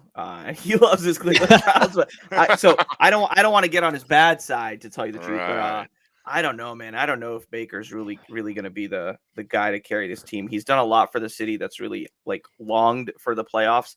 I just don't know if he has everything around him. I mean, he's got some great players out there, but how much of like OBJ and Landry not being great is really Baker's fault, to tell you the truth, right? So I don't know. It's a tough spot. I think that he doesn't have all the support to be the best quarterback he could be necessarily, but at the same time, I also don't know if he has all the talent too. I think I've seen glimpses of it. I just don't know if he's put it all together consistently. Yeah, with Baker, like I almost wonder if he's hit his ceiling already. But it's hard to tell, right? Like you start to look at like what all the mitigating factors that go with it. And at first it used to be he didn't have a line. Now he's got a great offensive line. Then it was he didn't have targets. Then they get him OBJ. And then it was, they didn't supply him with a running game. They get a good coach and Kevin Stefanski who can help the quarterback. And it's like, at what point do you stop making excuses for the guy and start to say, maybe this is just, he is what he is. He's someone that at least back when he was drafted, I wasn't super excited about him being the number 1 overall pick. I thought that he didn't have the best feet in the pocket. And he's, as you start to label guys, the system quarterback, and that's kind of what he was. And he's definitely grown and progressed through that. But I think Baker's kind of hit his ceiling here. Yeah, I agree. And everybody being injured around him and now himself as part of the problem really didn't help much. But I got to think they give him some kind of, throw him some kind of bone a little bit. Maybe not a, 5-year, $150 million, whatever extension, but he's gonna get something. They're gonna tag him or do something, just because they don't know what they got him yet. Hopefully they can put something together. But I would think 1 more year, maybe 2 years at the most, that they keep in a stagnant kind of position that they're gonna have to move on. So, Cowboys, Dak Prescott got that calf strain where I don't know where that's at. Any word on that, you guys? Did you hear anything? Yeah, he's coming back. They said he's expected to play Sunday against Minnesota. So Dak is back. Dak's back. I think Dak is back. Yes, that outstanding. Eagles, Miles Sanders with that ankle. Everybody said, "Oh my God, he got carted off the field. This is terrible." Then they're talking about he could be day to day now instead of week to week, and he might be actually play this weekend. Vig, you talked about that. I was going to say, we talked about that on our show. And you mentioned immediately before I can even finish my sentence that Miles Sanders now being labeled day to day. And like, that's where he is. And I actually said this in the show and I'll repeat it again here. I think that at this point, Miles might be a pretty solid buy low guy or acquire low, whatever, verbiage you want to use there. It's been disappointing, but I think that there is going to be a fantasy manager that is just so frustrated with Miles Sanders at this point that'll give him up for next to nothing, especially if you're in dynasty leads. Like just throw out like one of those like 3rd round picks, 2nd round picks, whatever it is, and just start the conversation, see where it goes. Don't overpay for him, but I think he's a guy that it's worth putting some feelers out there. Start the conversation is my favorite word. I send out trades all the time. A lot of times I'll just send a trade out that has nobody from my team and everybody I like on that person's team, just so they know who I'm targeting. And, then I'll send trades to other people. I'll do a trade and I'll take a picture of it, the screenshot, and I'll send it to them so they can't press accept and accept all my players, which is happened before. So I got to screenshot my possible offer and then send it to them in a picture form and say, hey, these are the guys that I, want to possibly get rid of, for maybe this guy, that guy, or the other. What are you looking for? Are you interested in these people? So people never know. You never know what's going through someone, who values who's sick of who wants, somebody in your team, especially in dynasty. People are looking at like Kylan Hill or, it's like, what? But one man's gold is another man's garbage is what they say. So Saquon Barkley, the ankle, it's another thing. I don't think he's playing this week. They said 1 more week without. I think week 9 or so is the current timeline I heard for him to come back, and that might be a little conservative. They might be sort of just letting him rest a little bit, but My wife is not happy. She got Saquon. She was super happy with the production Saquon had, and then all of a sudden it's nothing. So I'm trying to trade her to get DJ Moore on my team, which I love DJ Moore, but she knows that I love DJ Moore, so she won't give him to me. So it's, it's terrible. I love it. Love to hear it. The Jets, Zach Wilson knee. That's sounds like about 3 to 4 week situation going on here. I just traded. Yeah, no, that sounds about right. I just traded away Justin Fields to get Zach Wilson and Zach Moss on my team because I was so sick of Justin Fields, and I just don't want to. I don't want to live through. Living in Chicago, I can't stand the Bears ownership. I can't stand the team. They never improve. They got rid of their first round draft pick next year. They're going to lose half the defense this year. Allen Robinson's gone. Like, I don't see this team improving whatsoever. And when a new coach comes in after Nagy's gone, which he will be gone soon, hopefully sooner than later, this guy might say, Justin Fields, an Ohio State quarterback that just, they don't really pan out. This isn't what I want to base my future on. And he could be just living in limbo for the next 5 years, you know? So I don't know. It's somebody else moves in. They might not like the Justin Field experiment and trade for something else. If they may trade for Watson, then when all the allegations are cleared out, they may trade for somebody else, you know, whoever. You never know. But you're right. It's hard to say. You never know. I do, for what it's worth. I think you still won that trade with Zach Wilson and Zach Moss for Justin Fields. I think that's a pretty decent trade. I think Wilson could get better. But yeah, 3 to 4 weeks is a rough timeline. PCL is a really important ligament to help stabilize that knee. Not quite as important as the ACL. So I think he'll be okay. I think he'll be back. The challenge is, as he had enough time to really develop and grow. He's a rookie quarterback and not the greatest team in the league, which is always a tough position to find yourself in. But I have hope. And I feel like the Jets have a better plan of building around Zach Wilson than the Bears do building around Justin Fields. So that's how I feel. That's why I made that move. I feel like I have Elijah Moore too, which I love in the long term. So I think I had that stack for the foreseeable future of a young stud wide receiver that I like coming out of college and a young quarterback that I think has a lot of potential. He's not Trevor Lawrence. He's not Dan Marino. He's not. It's going to take a year or two for him to catch on, and hopefully the Jets keep building around him. But I like the future of Zach Wilson better than Justin Fields, so that's had to be done. Packers, Devontae Adams, COVID situation. So now they're talking about Allen Lazard also having COVID now. So that brings out my guy, Marquez Valdez-Scantling, about to have a good week this week. So I know Aaron Rodgers loves MVS, but Devontae Adams is fully vaccinated. He just needs 2 negative tests in the next 2 days, but it's already Tuesday. I think it's kind of time is knocking on his door right now, saying he's probably not going to play. Vig, don't you dare call him Randall Corn on the Cob. I heard it. Oh my God. Don't do it. Please don't.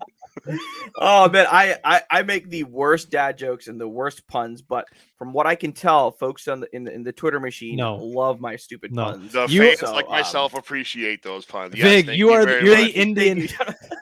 You're the Indian Chris Berman. Okay, like that's who you are, dude. Yes, a Chris Brownman, so to speak. Absolutely awesome. I love him. You just keep being you, Vig. We'll keep watching. Okay, we came here for you, baby. Stop. Patriots, Jonnu Smith, shoulder. I just traded for Hunter Henry in a bunch of places. So what do you think about the Jonnu Smith situation with his shoulder? I didn't hear anything about that, really. Jonnu, Vic, go. You can talk about the shoulder. I don't even have a medical degree. What am I doing? That's what I say. No, it's not the medical. I don't know what difference it really makes. Like if you were really hanging your hopes on Jonnu Smith in this tight end sort of like desolate wasteland of tight ends, then you haven't had a great time. He really hasn't been great for you. So if anything, like you said, I think the Hunter Henry prospect maybe looks a little better. Yeah, I think people had a lot of hope, for each of them individually when they came to the Patriots, but when they both showed up and like, what the hell? They are so happy to get Hunter, or I was so happy to get Jonnu, and now they're both on the same team. But Jonnu's more of a blocking tight end anyway, so Hunter Henry just became more of a beneficiary for being on the field more. So I'll take that. Did you know this, John? By the way, Alfredo was a part of the scouting team where we went to college that got Jonnu at FIU. Really? So that was part of the college scouting job that he did. Yeah. Yeah, that's my little feather in my cap is being part of the guys that were doing the film evaluation that were like, this guy's pretty good. Let's bring him in for a visit. So you're a film. Let me ask this question to you, okay? Because I ask a lot of people who are. I played football since I was in 4th grade. I played through college, in college. I sat in film rooms all through high school, in college, and we broke down. Let's just take your, the Spider 2Y banana, whatever, like whatever somebody's familiar. I knew where the quarterback was supposed to look first, where he was supposed to look second, how many steps he was supposed to take. I played left tackle my whole life. So I knew the offensive lineman assignments. I knew who I was blocking, who I was double teaming with, if I was hitting linebacker, who I was supposed to hit. I knew the whole play because it was an offensive play. I saw the X's and O's from the get-go. When you call yourself a film guy, I feel like a lot of film guys nowadays are just watching fireworks is what I call it. They wait till the play develops and they're like, wow, did you see Saquon run 84 for 85 yards?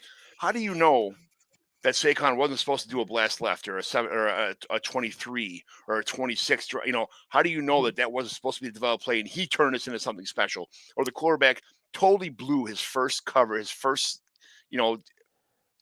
option, it just checked down, which he shouldn't have, and then threw to some guy on the sidelines and got it picked off because the guy was running the wrong route to begin with. How do you know what you're watching when you don't know the play?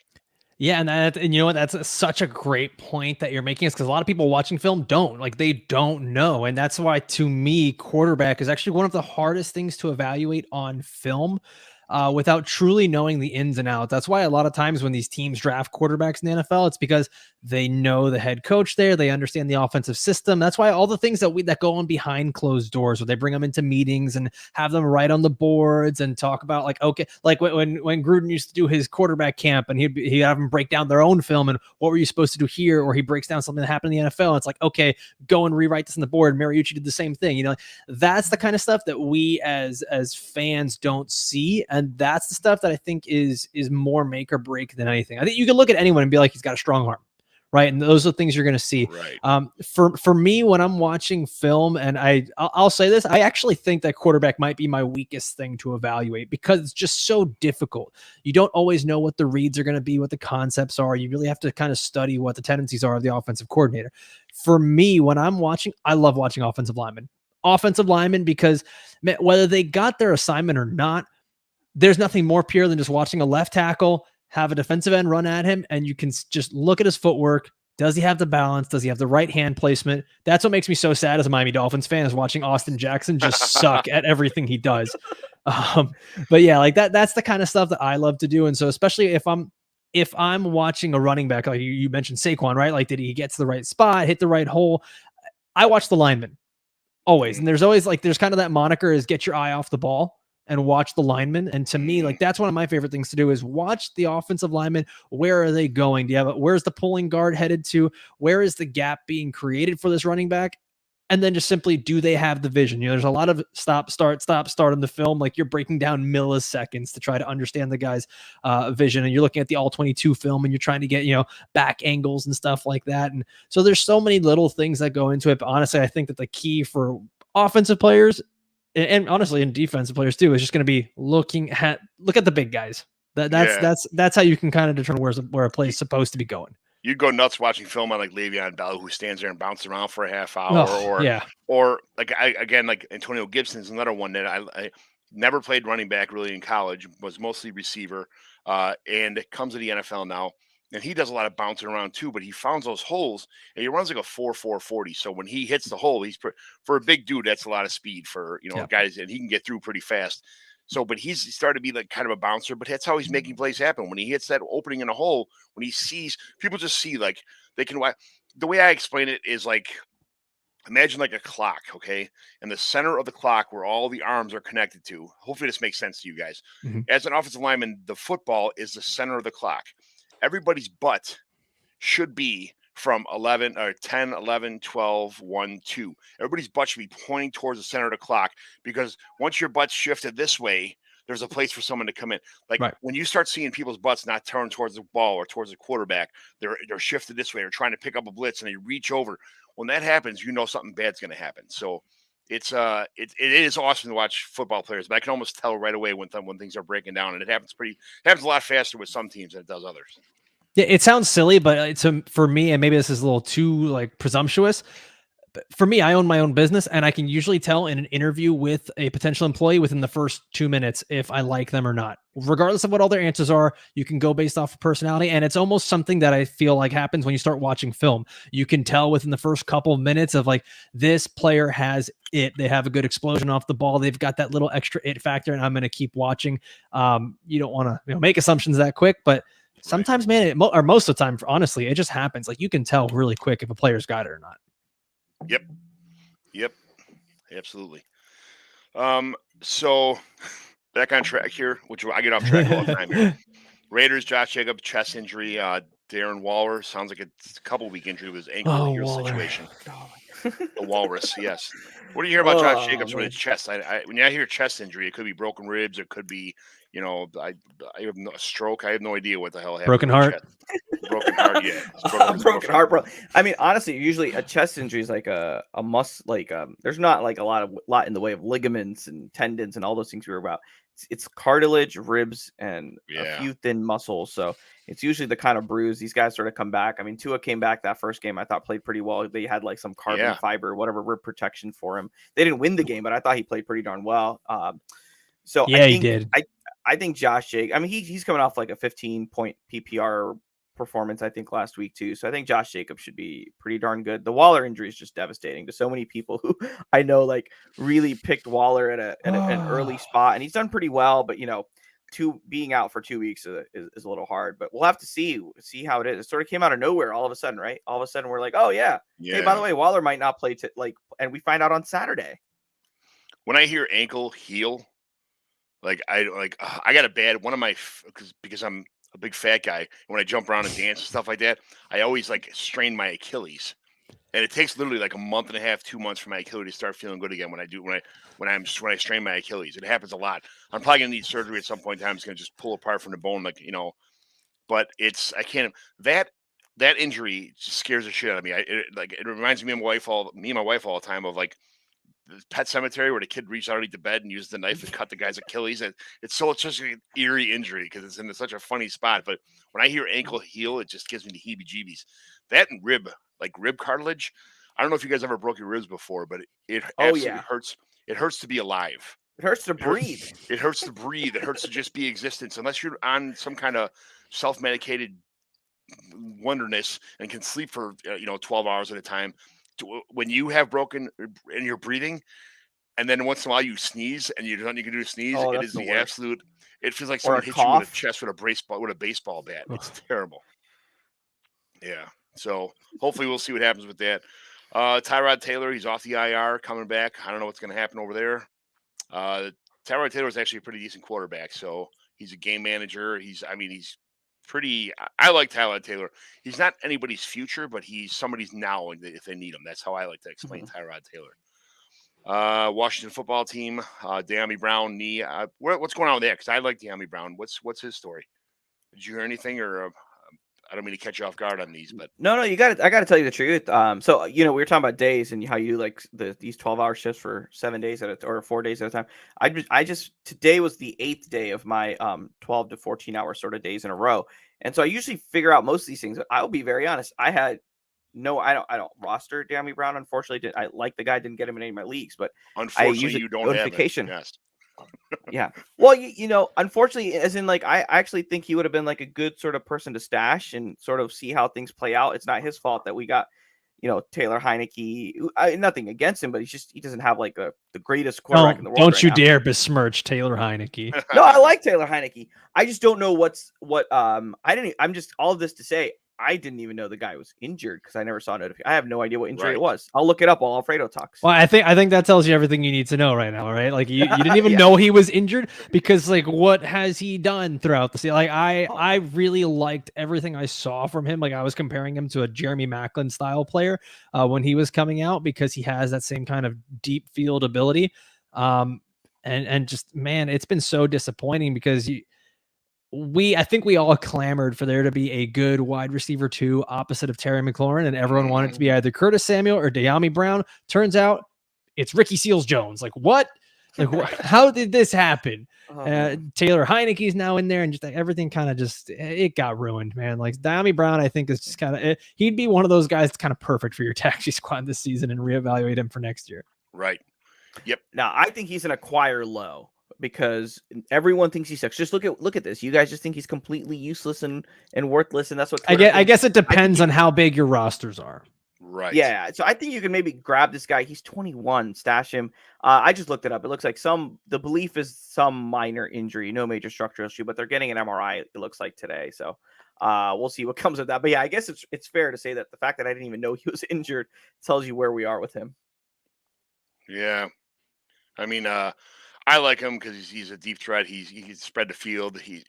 Some people call him more of a best ball player, I guess, but I like him all around, so we'll see. He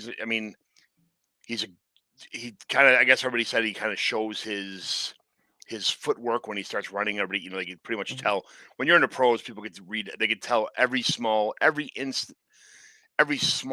detail that you give them to work with, they'll find it, if you're doing something wrong, and and you got to change everything you've learned since you were 6 years old to not do those things. And some people, it takes them a year to kind of get back to where they were when they first got a lead because they had to change their initial first step or how they went right or how they went left or how anything happens. And it's a brutal game when you think about it, what do you have to go through to, disguise what you're doing or your plays when you don't know you're doing it. So, well, good luck for him. I got him in a bunch of leagues. Hopefully he pans out, but, Deshaun Watson is in trade talks. I'm not sure that's going to happen. Like you mentioned it before. I don't think he's going anywhere with all that BS. The circus is traveling around him. Nope. So, Panthers head coach Matt Rule says Sam Darnold is still the team's quarterback. Yeah, exactly. Panthers coach. So Sam Darnold's a starting quarterback. He had so many rushing touchdowns the first couple weeks. I think he boosted his fantasy value, but fantasy value and NFL value are two different things. So, he's kind of settling down right now. Yeah. Jalen Hurts. I think Darnold will probably have another comeback week, and not having Christian McCaffrey to base your entire team, throwing screen pass to Christian McCaffrey, 6 times a game and having him take it 60 yards of the house is a pretty nice commodity to have on any team. Yeah. So, well, that's a huge problem here. Yeah, I don't think that Sam Darnold is what we've seen him be the last 2 weeks, but I also don't think he's what we saw him be the first couple weeks. I think he's somewhere in between. I think he'll continue to be a better. This is kind of gross to say. I think he'll be a better NFL quarterback than he is fantasy quarterback. But so much of it is just like you said, is going to hinge upon Christian McCaffrey being back and being healthy. Like, how good can you really be without your best player in the lineup, anyways? Yeah. By the way, fun fact, I grew up next to Joe Brady, offensive coordinator for the Carolina Panthers, my whole life. His parents still live right next door. I can go next door and get a cup of sugar. Nice. I don't know if people still do that. I don't even need sugar. I'm just saying. Give me some sugar. Awesome. That's your claim to fame. That's exactly, yeah. Outstanding. My claim to fame is I played left tackle. I played head-to-head versus Simeon Rice, who was the all-time sack leader for the Buccaneers. I played head-to-head versus but I probably said there's 5 people in the NFL that were graduated my year that we played head-to-head versus. Where can we find this game film? You don't want to find the game film. It's probably pretty bad.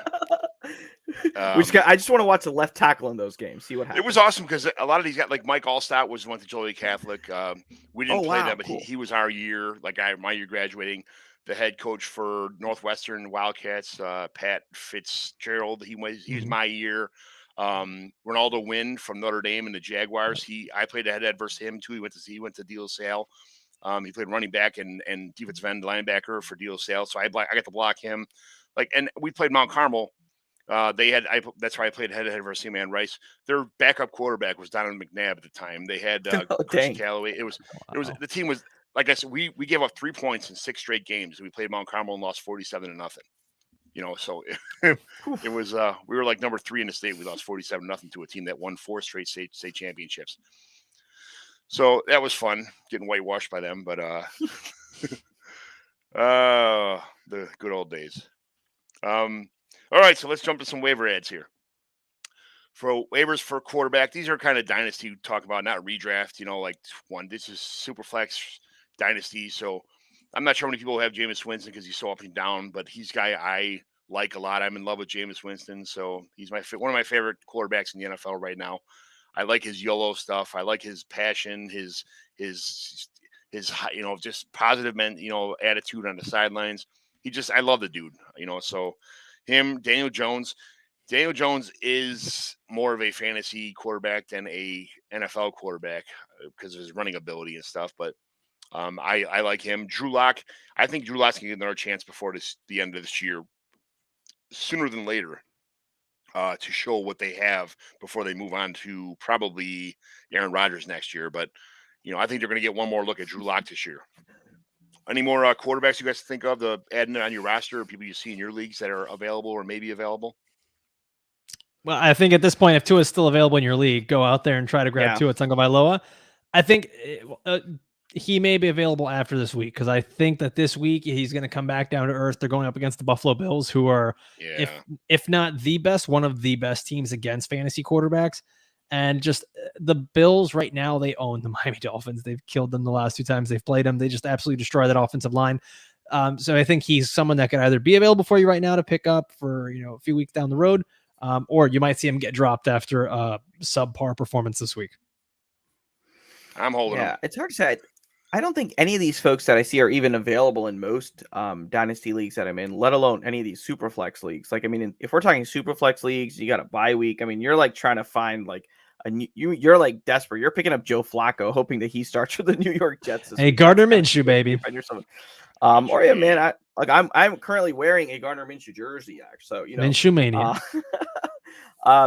But I just have a little shout out to Jameis here. I picked Jameis in the draft night out draft when John was like holding on to all of our stickers and putting them in. You should have seen how excited John McGlynn was. I drafted Jameis Winston. You were just, and I was the idiot that drafted Taysom Hill. I know you did. Yeah. So Drew Lock would be the furthest person like available in all these leagues as far as that probably goes. So, and I just think that he's a stash for right now, just in case, because he's another kind of YOLO guy, but I don't like him. I think he's just too YOLO.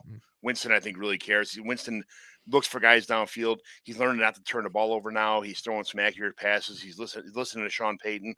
But he has a lot of up and down weeks. And some guys get like, every time he throws an interception, he threw 30 interceptions last year. People don't trust him. I do, so that's somebody I'm looking to acquire. Daniel Jones, I don't think he's the future of the Giants, but he could be the future somewhere else with a fresh start, kind of like what, Sam Darnold had this year. I think he's decent enough to get a shot somewhere else, and give it a go. But a lot of people don't like him because he's such a roller coaster quarterback week to week. He doesn't put up the stats. So, running back, Kenneth Gainwell, Boston Scott. We talked about those. I'm in a PPR league. Obviously, you're going to go after Kenneth Gainwell more than Boston Scott. Absolutely. And vice versa for the other. Rashard Penny, Samaje Perine.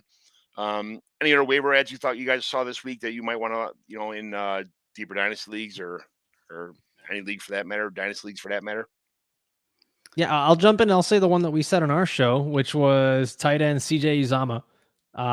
He might be everyone's kind of flavor of the week because, he had himself another 2 touchdown performance. But honestly, this is kind of becoming a little bit of a trend for him. And he's in a very similar situation that we saw with guys like Dalton Schultz and Dawson Knox, where it's good quarterback. He can block. So he's out there for a high snap percentage. Yeah, he's a little touchdown dependent, but he's also got good wide receivers all around him taking pressure off. So it's not one of those I'm saying yes, pick him up, start him now. He's going to be a stud tight end, but he's one of those guys you might actually just want to consider grabbing him, stashing him because you don't know where this season could take him. I know he's a little bit older. He's 28, but he's one of those. Tight ends sucks right now. Tight end's just so bad. So if you can have anyone that's in the top 12, do it. Yeah. And I don't know, going back to the running backs, though, John, because you'd asked if there's anyone. I think you put a pretty good group there. It's hard to find running backs that are valuable, that are going to give you any production. It's hard to say. I mean, Dearness Jordan's still available. Obviously, no one could have predicted this 26 touch week he had last week, and I don't think we're ever getting that again. No. But, he might be someone that has shown, he's shown people what he can do. And I think we get really attracted to that in Dynasty, and we pick these people up and hold on to them. And so he's still available in a lot of leagues. He may find himself on a potentially different squad next year that wants someone who could give you that sort of performance. It's hard to say. Maybe the Browns just get rid of Kareem Hunt and decide they can. It's really hard to say, but it's just this deep in the year in general. Dynasty waiver wire ads are just so hard. That's why we trade so much, right? I think just waiver picks are just in these deep leagues with 25, 30 folks in a team. It's hard to find value at this stage. If you're really relying on the waiver wire to try to decide the fate of your rebuilding versus contending team, I think you're in a tough spot. I think trades are the way to go. Yeah, I think for the receivers I got, I think some people, I don't know who, but some people may have been like, oh, this Rashad Bateman guy's not working out. He's getting hurt all the time already. He's not on the field. The Lamar Jackson only throws for 2,800 yards a season. Maybe I'll try to shop him around. If you can get a chance to get a hold of a guy like Rashad Bateman, I'd jump on him. Yeah, I don't think he's going to be in the waiver wire, but you never know what. Like I said, one man garbage is another man's gold, especially when guys don't pan out right away. They all want the Justin Jeffersons to pan out right from day one. This year we have a special receiver also, on Cincinnati, but that's not everybody's like that. It takes them a year or two sometimes to catch on. Khalif Raymond is one of the ones that maybe is waiver wire fodder that people didn't really kind of. I didn't even hear about this guy, and I'm pretty much follow everybody. So, but there's just so much. There's so much there. He's just someone that came out of nowhere in a bad situation. So he's possible pick upable on a waiver wire, but after last week, I'm not sure. Just go and check who's getting dropped in your leagues. Cause wild things happen all the time. Like this happened today. And I sent the text to Vig that it's a redraft home league that I'm in where people panicked during this crazy bye week, which I have dubbed the bye hard. Vig, I know you don't like it. I don't care. I'm going to call it the bye hard. I love it. Buy hard with a vengeance. Next year. That's next year. Come on. You're ruining me now. When are we going to live free or buy hard? Stop. So someone dropped Javonte Williams so that they could pick up a kicker. What? And it's just like, what are you doing? And then another person dropped Michael Carter so that they could grab a tight end for the week. And I'm like, there's no way that you couldn't find someone that was because there's so many healthy running backs available all over the place.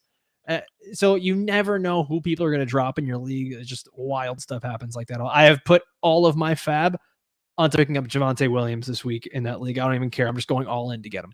Good move. Yeah. It's MVS is the last receiver I'm talking about just because of the COVID situation. And MVS is starting to get hot anyway before he got hurt. Aaron Rodgers talks about how Marquez has come so far. Marquez this, and he's a big receiver that's fast and very athletic. And I like him. I picked him up in a couple leagues. And if he's on your waiver wire, that's someone to pick up for this week especially. But even moving forward, I think he pushes a lot of guys aside and takes that number 2 role in Green Bay. So that's about it for the waiver wire this week. Any last minute ads? Anyone else you can think of? Not anyone off the top of my head, no. Yeah. So we got some Vig, in my I think you're muted, Vig. Yeah, I did mute myself. I was going to say one person who I think has one last chance for this week. And I think no one is rostering Robert Tonyan anymore because he's absolutely just fallen apart. But if you really have Lazard and Devontae out, and you're really depending on MVS and Randall Cobb, I think this is the last shot for Tonyan to give us any sort of semblance of what he did in 2020. But I mean, he might be a worthy sort of dart throw in deeper leagues, but that's all I got. Yeah, that's a good one. Absolutely. So now I have these Mighty McGlynn home leagues, the Mighty McGlynn home leagues that I put together, and we have trades. These all trades happened last week. They're 12-team, 30-man rosters, kicker. There's no kicker or defense, PPR, tight end premium. I like it. 0.75. Oh, best way to do it. 5 for a touchdown, 2 for interception, and there's bonuses, 6 points for rushing, receiving, 6 points for 100 yards, bonuses, that kind of stuff, So millions and millions of bonuses. Some of our guys scored over 340 points in it. And I mean, some people scored 105 and some people scored 350. So it all depends on your team, but it gives you the possibility of having, big numbers if you draft the right guys who have big days. So I got like 6 or 7 trades here to talk about real fast. We'll rush through them and see what you guys think. Tyler Heineke and Jared Goff for Teddy Bridgewater, a 4th and a 5th, and a 23rd, a 22 4th and 5th, and a 23 2nd, which are all from the same team, which are pretty, kind of pretty low. but Heineke and Goff for Bridgewater, 22 fourth and fifth, and a 23 second. 23 is a long way to wait for a trade. So, Yeah. Oof. and I don't like Heineke that much, and I don't like Goff at all. And Bridgewater's nothing special either. So, probably the 23 second is probably the best situation in this entire trade. So I'm going to go with Probably. that. Yeah, I call draft picks or Bitcoin, because you just you can't exactly say what it is or what it's going to be valued, a week from now, but it could be worth so much more than the other guys that you had in that trade there. Yeah. So I think the caveat I will say is, in a super flex league where you were, let's say you had the Russell Wilson and Zach Wilson, in a super flex league where you're desperate for quarterbacks, I can see someone, trading to acquire Taylor Heineke and Jared Goff. Yeah. It depends on the situation, I would say. But yeah, I got to go with the 23 second there. So another trade in the tight end premium league, I got Hunter Henry, Elijah Moore, and Mitch Trubisky, and 222 thirds, which are, mid, let's just call them all mid thirds, because nobody knows where we're going to be at. Okay. Hunter Henry, Elijah Moore, Mitch Trubisky, which I think is the best backup in the NFL right now. I mean, that's just my opinion. I think he can go somewhere and start fresh somewhere else, especially if something happened in that Buffalo system where Josh Allen went down. I think he could step right in and be a right now quarterback. So I traded for him, and then I traded away 29-year-old Damian Williams and a very lackluster Allen Robinson. So a 28-year-old Allen Robinson, who's on with his fifth straight bad quarterback. Father Time is knocking on his door. He's already almost hitting that 29-year-old age apex, and there's no end in sight to when he's going to, I don't know. God only knows where he can end up next year, but if he chases the money instead of a good quarterback again, he could be in big trouble. So Hunter Henry, Elijah Moore, Mitch Trubisky, 2/3 for Damian Williams and Allen Robinson. Yeah, first of all, I already like the fact that you traded away two guys that are currently on the same team. I'm not big on having to hedge an offense like that, but especially when the offense just hasn't been good. Damian Williams probably won't get many more snaps in the Chicago Bears with the way Khalil Herbert's been playing. Yep. Allen Robinson, man, it's just wild. I have him in a dynasty league, and I was so just ready for him, not to necessarily light the world on fire, but to just continue to be good, at least continue to do what he's been doing. Double-digit points at least. Yeah, just 10, 11, 12 points. He did it once. He did it once, right? Man, nobody will take him. I try to use him as a throw-in for trades, and everyone's like, get Allen Robinson out of that trade. Yeah. And they'd rather not even take him because they're like, I don't want him to take up the roster spot. I would take him if somebody kind of threw him in as a throw-in for sure. And I mean, I don't mind having a guy like Allen Robinson that is a roster clogger, I guess you'd call it. Is that what most people call it? But there's way worse roster cloggers you can have than Allen Robinson. Right. Yeah, but I would take him, honestly, as a throwaway too. Yeah, this year may not be great, but this guy has, like you said, before this year, this guy was quarterback proof, right? He had who did he have throwing to him? Dalton, Blake Bortles, just absolutely not great quarterbacks. And he was the wide receiver 7 for 2 back-to-back years. I think this is a contract year, right? He goes to a different squad next year, or he stays on the same, something different. I still think Allen Robinson could give you value. In Dynasty League, sometimes you need that player who you're just going to keep for a year. And if you can get him at a bargain bin price, it really might be worth it. And maybe I'm a little biased because I love the guy, but before this year, and I don't have an explanation for what's going on at all with bad quarterback play, but Robinson truly was quarterback proof. So anyway, I think this is a great trade on your part, though. Yeah, he had 1,200 yards receiving and 14 touchdowns underneath with Blake Bortles back in the day. So I mean, he could go bust anywhere, but I mean, like I said, he's already almost 29 years old. It's not like he's a 23-year-old that's or 24-year-old with a couple. He's 28, going to be 29 soon. So it's tough. I had to pull the trigger and get rid of him. I had to get younger pretty much. And Henry's only 26. Elijah Moore's 21. Trubisky's 25 or 26, but he's a quarterback. And a couple third-round picks. I'll take that for that stuff. Elijah's my favorite part of that trade. I really like Elijah Moore. Yeah. I talked about this one earlier. Zach Wilson and Zach Moss for Justin Fields. We talked about that earlier. I love it's my trade. So I think you won that one already. Yeah, same. Most of these are my trades because I sent out 50 of these. So, Here's another one. Mac Jones, Javonte Williams, and a 2020 second. So here's your boy Javonte Williams, another trade. For Michael Thomas, Kareem Hunt, and Aaron Jones.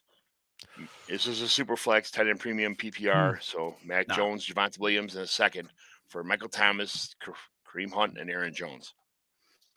Yeah, I'm taking the Mac Jones, Javonte Williams 22 second. I know this is a closer trade for others, but though Aaron Jones is fantastic and he's young, Kareem Hunt, sort of a throwaway piece to me. I don't know what he really means to a squad. Can you consistently start him? Mike Thomas is just still a bit of a gambit. He could come back and be the first player to have a severe median ligament injury and really outperform. And I hope that he does for his sake, because he's such a talented wide receiver. But that's a tough injury, man. And I don't know that anyone in the NFL has come back from that injury and having the sort of stuff that he's had. I know a lot of folks have talked about it on a lot of like the medical experts on Twitter. A lot of people don't think he's going to come back and be the same guy he was. So then I'm looking at this trade and I see a young quarterback who's shown lots of glimpses of potential and had some good games. Maybe not the most mobile quarterback. And then Javonte Williams, who's like shown us all that he could do with maybe Melvin out next year and a 22 second. I don't know. What do you think, Alfredo? I got to go with the young side this time. I don't like ageism in Dynasty. I think a lot of people really like see 25, 26 and start freaking out, or they see 28 and they're like, oh my God, I don't want this guy. But in this side, I really got to go with the youngsters. Yeah, I'm going to agree with you, Vig. You and I are both kind of the same. We're not ageist. We don't always swing towards the younger players, but in this one, Javonte he's one of these guys that could actually just genuinely win you your league, whether it's this year, next year. He could become that Jonathan Taylor for you, and just be absolutely outstanding. Whereas all the other guys, I think you already know where they are. So it depends on your level of comfortability. It's like, do you want the known commodities? Is that where you are? Are you competing for this year? Or do you want to build for something going forward? And I think grabbing Javonte and I believe it was Mac Jones, right? Yes. I think that's pretty enticing going forward. Yes. Good. I'm on the same side. This Cordell Patterson and Teddy Bridgewater for Ramondre Stevenson, Mike Strachan, and a 2022 second. Mike Strachan's from the Colts. Yeah. But he's what do you think about that? I'll stick with the Cordero Patterson side. Sorry. I knew Alfredo was going to say that, and I think I'm biased by Alfredo's thinking a lot of this. I got to say this, John. I don't understand the Ramondre Stevenson love, and I mean, I'm not the greatest film Where's guy. The mute button on you? Hold on. You know what though? We're both the same. I don't. Neither of us are big on Ramondre. Yeah, I mean, he had a couple of great preseason games, but I just don't think he's like the running back of the future for any real squad out there. I think he's actually, I don't even know. He's like, where does he have that? Everyone keeps saying he's got the talent. I actually don't know that he does. There's a lot of guys like this, physical attributes. Yeah. Yeah, like every year, there's always these rookies that become kind of these urban legends that they get really pumped up. Like Trey Sermon was the guy this year as well, and then you start to see that maybe these guys aren't as good in the pros as they were in college, and even then, just at least for me, I wasn't always the biggest Ramondre guy. So I'm sorry, John. We don't like the Ramondre Stevenson side. Guy's 6 foot, 230. He runs. I mean, he's not a burner. He runs like a 4.7 or something like that. But here's the thing with him: the Patriots always have specialty backs. They have one guy who pass catches, one guy who blocks, one guy who's a goal line back, one guy's. Ramondre Stevenson can do every one of those things. He's a great pass catcher out of the backfield for his size. For a guy his size, he's amazing. He's a fantastic pass blocker. He's a goal line back for his size. He can get, I mean, he's an early down back, a goal line back, a receiving back, a blocking back. He is what the Patriots never had really going before because they always had specialists. He's not as good as each player on the team at what they specialize in, but he could do everything pretty good. So with a year or two underneath his belt, he could be someone who could be, I mean, the Patriots are the Patriots. They're going to do their thing. But I think he's somebody that could learn a little bit from that guy, and be an ultra back that we've never really seen before in the Patriots. That's wishful thinking. But for the guy to have all those tools already walking on the Patriots is something that you haven't really seen before either. You know what I'm saying? No, I hear you. You're right. He is the back that in theory could do all of that. He's the back that can catch the ball, that can run, that can be your goal line, your 3 down. He's just not the back that's ever on the field. and that's what makes it so challenging on he this fumbled Patriots once. team. Well, I actually don't know if that's the reason he's in the doghouse, to tell you the truth. I hate when they do that. Like, if some running backs are going to get fumbled, these guys are getting rocked. They're getting hit so hard. I think that's horrible to just be like, put them in the doghouse. I don't know. Maybe, I hope I'm wrong. There's so much more to those things, though, right? Like, there's so much more that happens behind the scenes for him to be a healthy inactive this last week. Like, there's something there that we're not seeing. Yeah, we really like his film, but a guy like Ramondre, he could eventually become, this might hurt your ears when I say it, but like he might become like a Mike Davis, like a guy who just kind of randomly has a few good weeks here and there. And then like 6 years down the line, all of a sudden everyone's like, this is going to be his breakout year. And then it just kind of still doesn't happen. Like that's the kind of, that's who I see him being. It's a guy I fell in love with in the rookie scouting kind of watching film and listening to podcasts kind of guy, because he was, I liked Trey Sermon a little bit. You know, I mean, I'm still going to roster Trey Sermon and Ramondre Stevenson every team I possibly can. John, you're picking the guys I hate, man. Yeah, that's everybody hates him, I know, except for me. That's all right. That's why my. I mean, a lot of people like Ramondre, and a lot of people like Ramondre and Trey. To be honest, a lot of people thought they were going to be the guys. I just think I was very early on biased by Alfredo's opinions of both of them. I was like, I don't know if they're my guys. You know what? There's a lot of Khalil Herbert truthers out there now. And like, that was the guy that I was in love with through the draft process. And now everybody loved him too. Didn't know that. I like Kenneth Gainwell. I liked, Chris Evans.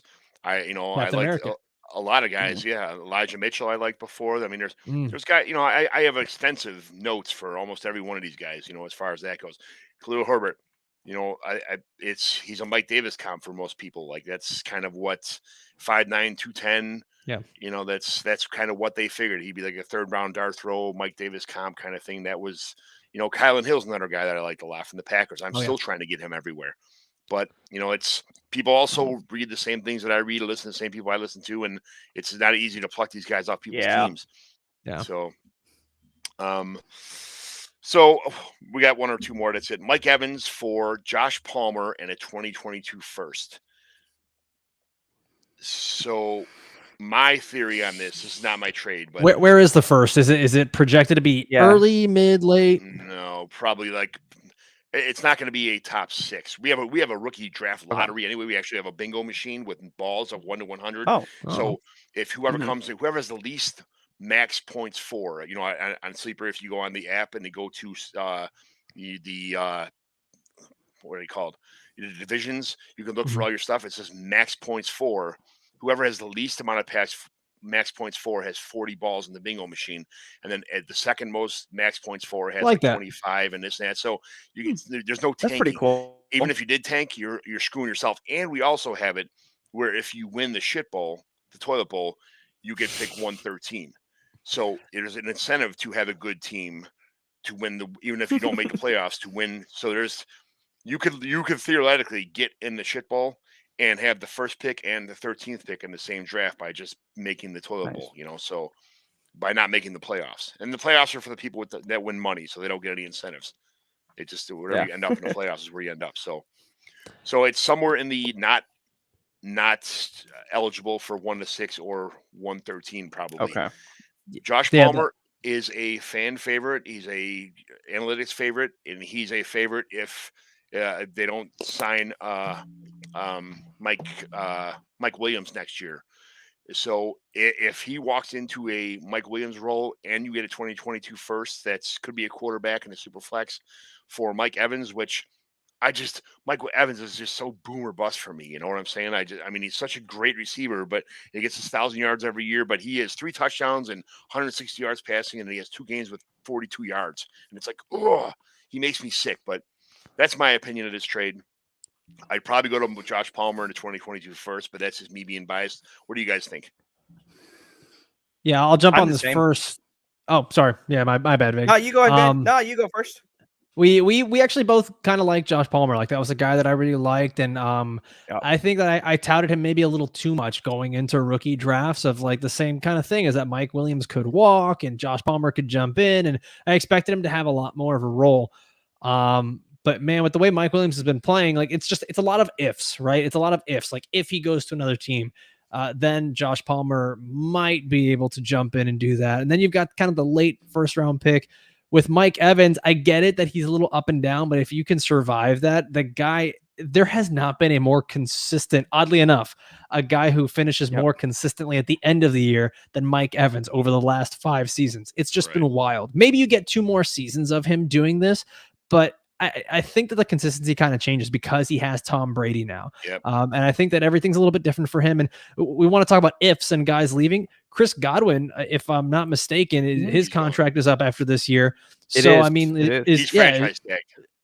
Okay. And so like is got you. So I mean, there's a lot that could happen with Mike Evans. Like his target share could get even bigger and bigger. So on this one, just because, man, if that first round pick was a little bit higher, I might lean that direction, but I'm going to stick with Mike Evans on this one.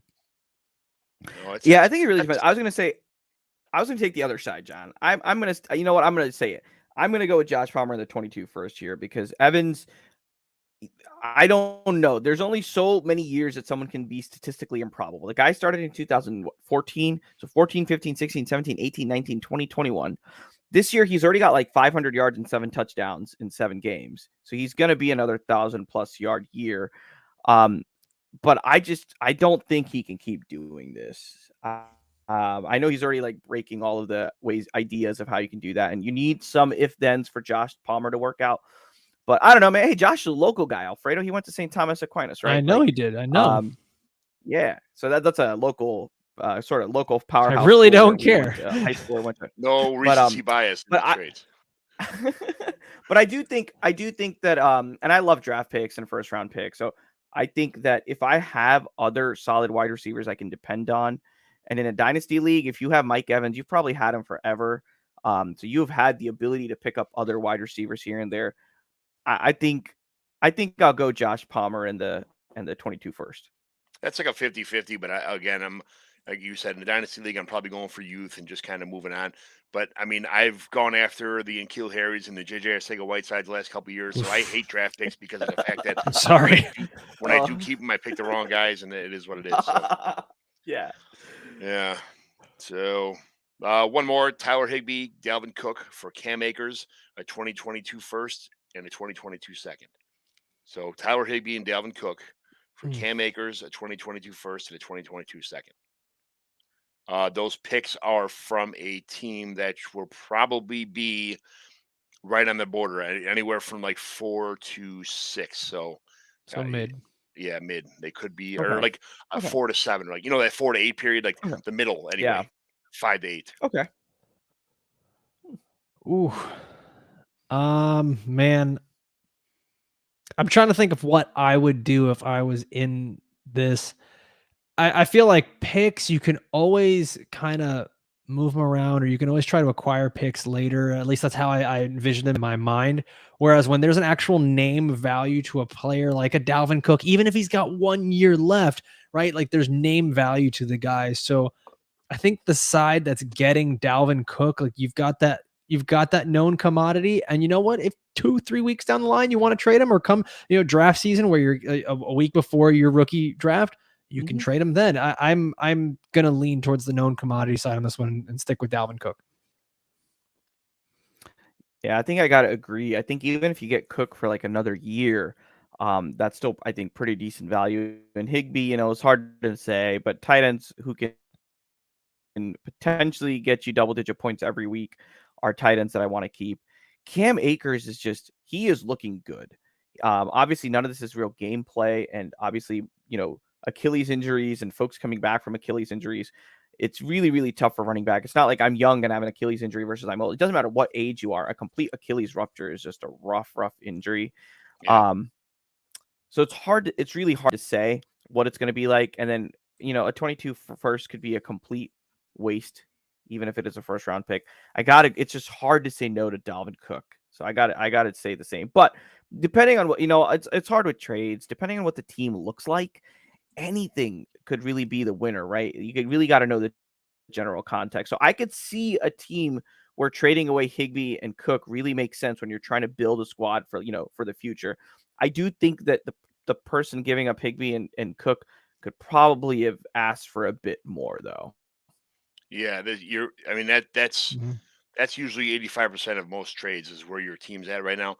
And the guy who traded Mhm. away Cam Akers, or the guy who got Cam Akers, is in like a pretty much a full rebuild. His team was pretty good, but Yeah, a sounds lot of like it. injuries. So he's just like, you know what, I'm gonna keep a handful of my good young players, but the good older studs like Dalvin Cook and Higbee's not a stud, but he's pretty good.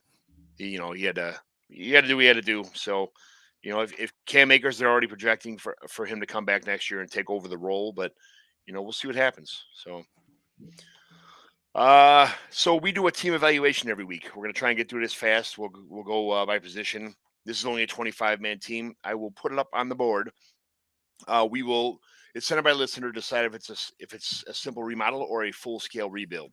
What's the biggest needs of this team? Who will we keep trading and cutting, and what would you do to improve this team, and who would you send away? So let me pull up that team, and then I will share it on the screen because I'm starting to be somewhat decent at StreamYard.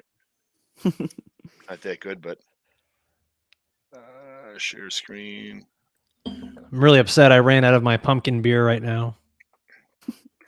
Well, in John's honor here, I had a little bit of Jameson and ginger. Yes. So it's John empty was now. double fisting Jameson and gingers the whole time at the expo. Absolutely. I do it every weekend. It's fantastic. Oh, I'm going back to that bar that had like the cheap beer that we were at. Ended up at the end of the night. It was great. But so here's the you can see this on the screen, right? Yep. Yes, sir. Okay, good. Full PPR, 0.75 PPR for the tight end. Rosters of 12 teams, 25 man deep plus 10 IR spots, no taxi. Players are put directly on the rosters after the rookie draft. The 10 weekly starters, quarterback, 2 running back, 3 wide receivers, 1 tight end, 1 flex, and 1 super flex. We have a bonus for a quarterback, 300 and 400 yards passing, and there are 6 points for 100 yards rushing, 100 yard receiving, no kicker, no defense. So 25 offensive skill players. We're going to start with, usually here's what we'll do. We'll break down individual positions, and then we'll look at the whole team in a whole after. It seems a little bit easier that way. Mhm. And by the way, this team has all 5 of their draft picks for the foreseeable future. Oh, nice. They're all Very his. nice. So he's got Joe Burrow, Zach Wilson, and Tyrod Taylor for his quarterbacks. I'd like to have at least 3 solid starters on any dynasty superflex team I'm in, any superflex team for that matter. I like to have at least 3, and I've gone to as many as having 5 or 6 on my teams before. I like hoarding quarterbacks. That's what I do. I don't care if it's Jameis or whoever. Guys, I like having 5 starting quarterbacks on my team. That's the right way to do it. I'm in a league with Alfredo and a few others, and I had just 3. I had Russell Wilson, Trevor Lawrence, and Ryan Fitzpatrick. Well, I had Jordan Love too, so I had 3 starters and Jordan Love, and it just sort of fell apart with injuries. And this week I didn't even start a second quarterback because I was done.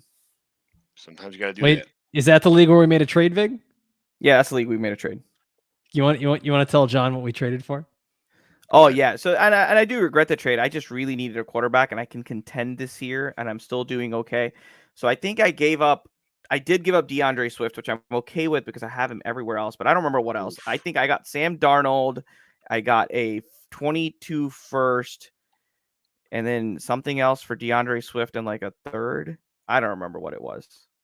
I got more than that out of that. I forgot. I'm sure Alfredo knows. No, I don't. Honestly, all I remember is that I got DeAndre Swift and I traded you Sam Darnold, and he sucks now. So that's what I remember. Yeah, and this was before he started having really. Swift is almost unattainable at this point in time. Now I just acquired him in another league today. Like, I went from having no shares of DeAndre Swift to now I got him everywhere. Yeah, I have him in even after trading him away. I have like 5 different DeAndre Swift. I could have 20 of them. I would be happy. So that's okay. I think he's the future of the Lions by far. He's taken over that entire team. It's on his shoulders.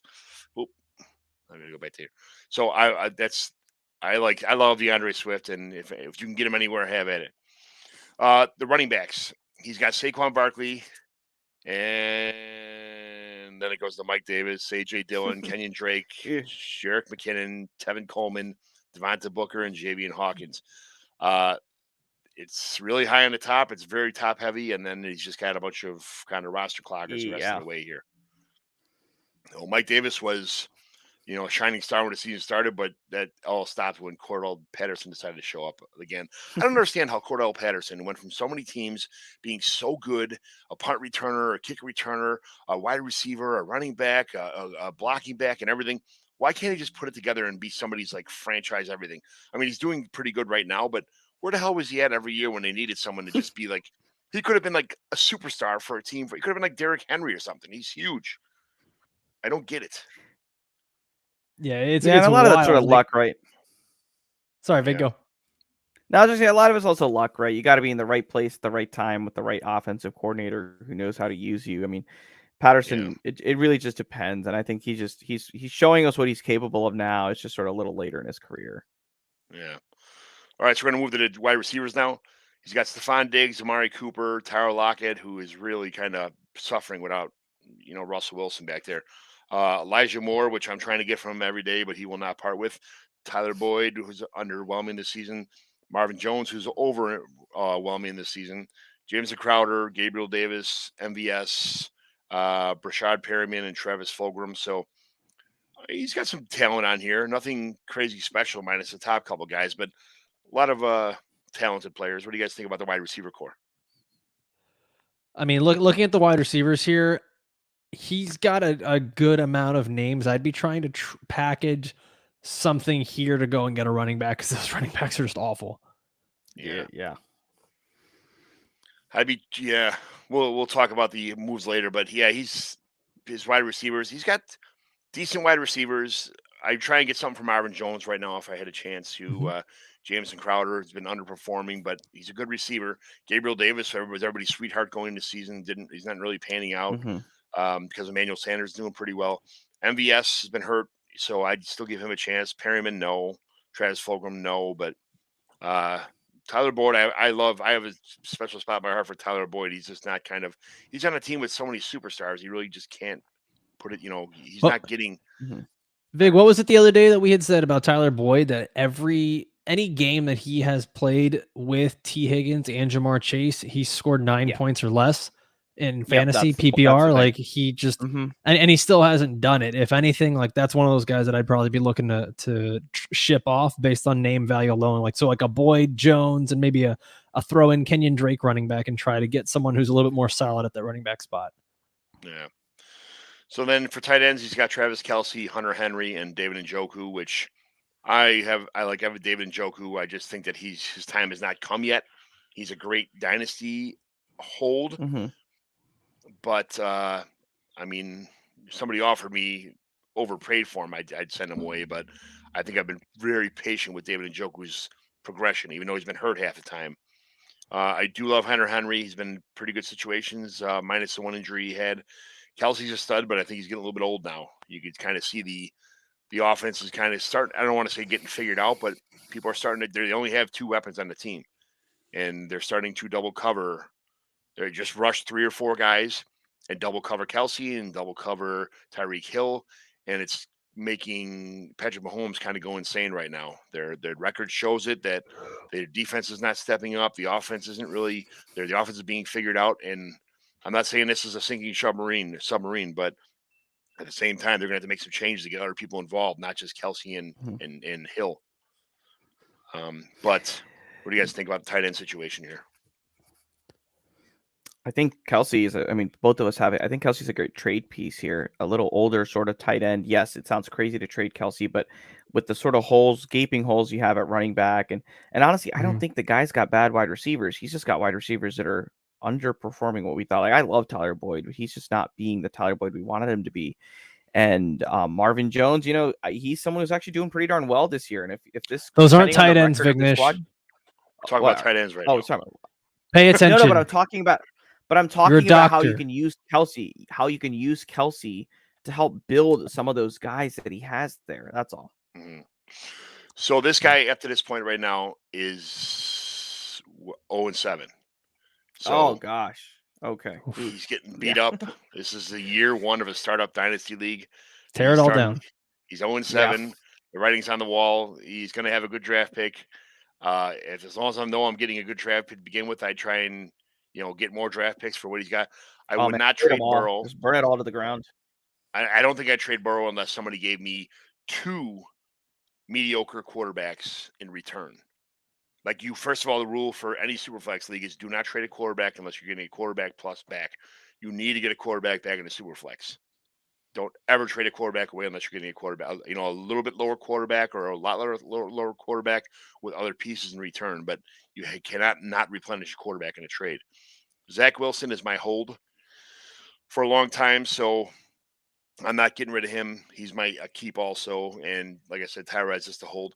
On the grand scheme of things, if you were 0-6 or if you were 0-7 right now with this team, what do you guys keep trade cutting? What do you think about the future? What are you just saying, hey guys, give me as many draft picks as you can. I'm starting from scratch here and going, or what do you? Because he has all 5 of his draft picks next year too. So, and he's going to have a high pick.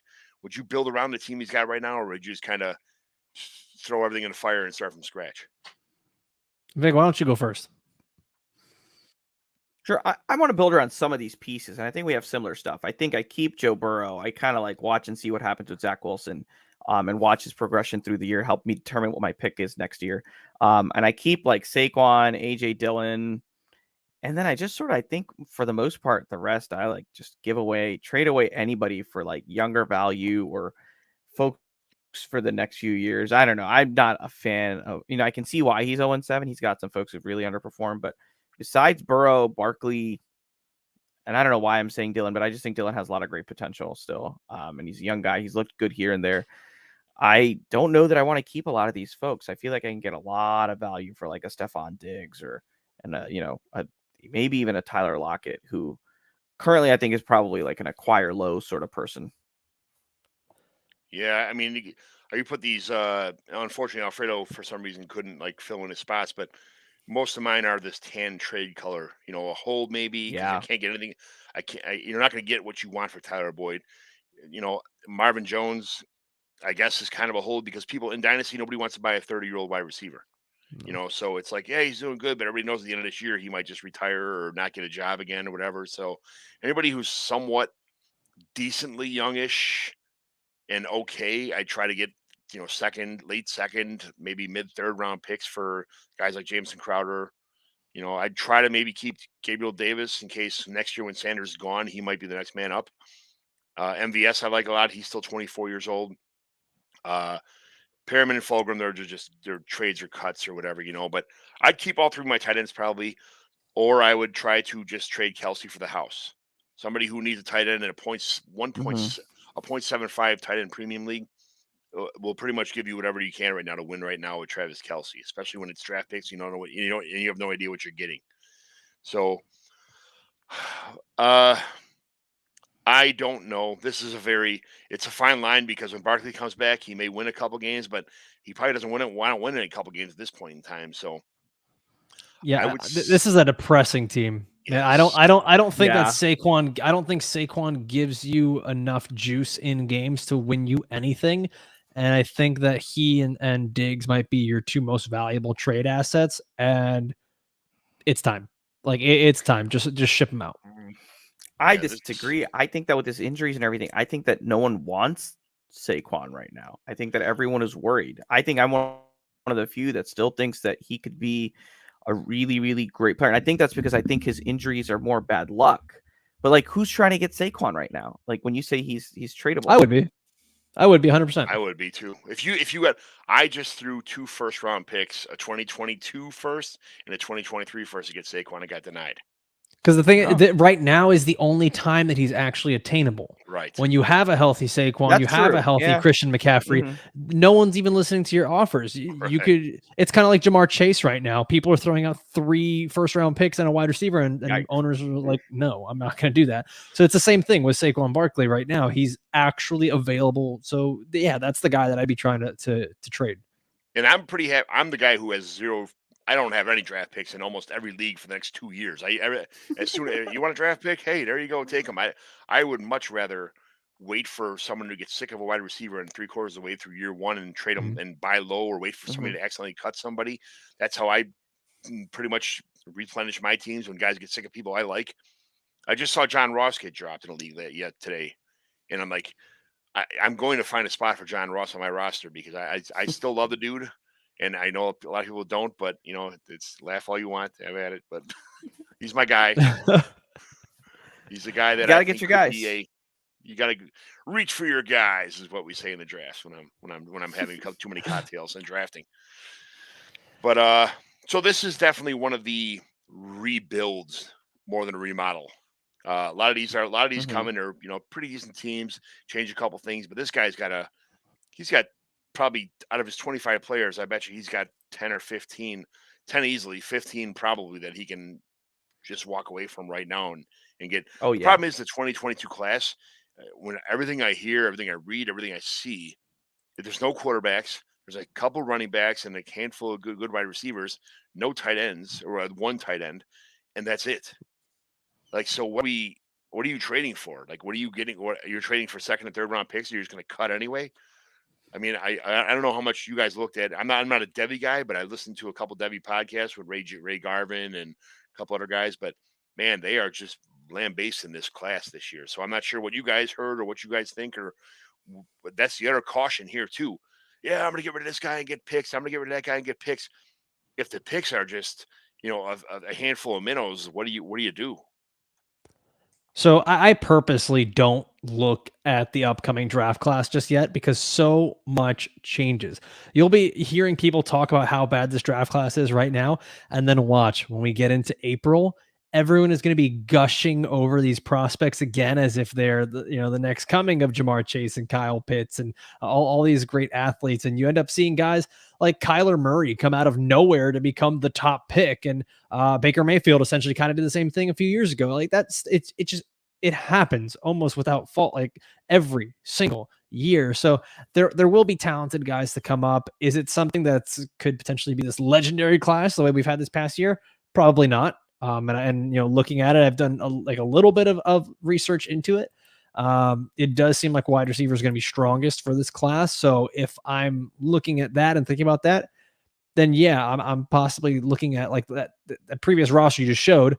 I'm considering trading away guys like Stephon Diggs, Amari Cooper, Tyler Lockett, and seeing what I can get in return. If I can get maybe a running back that I can start, and then I'll draft a wide receiver, stuff like that. That's kind of how you have to think about it. All those shifting pieces.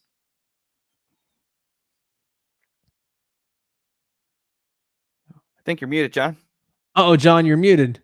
I am muted. I took a drink of water and my thing rattles around with the ice in it, so I had to mute myself.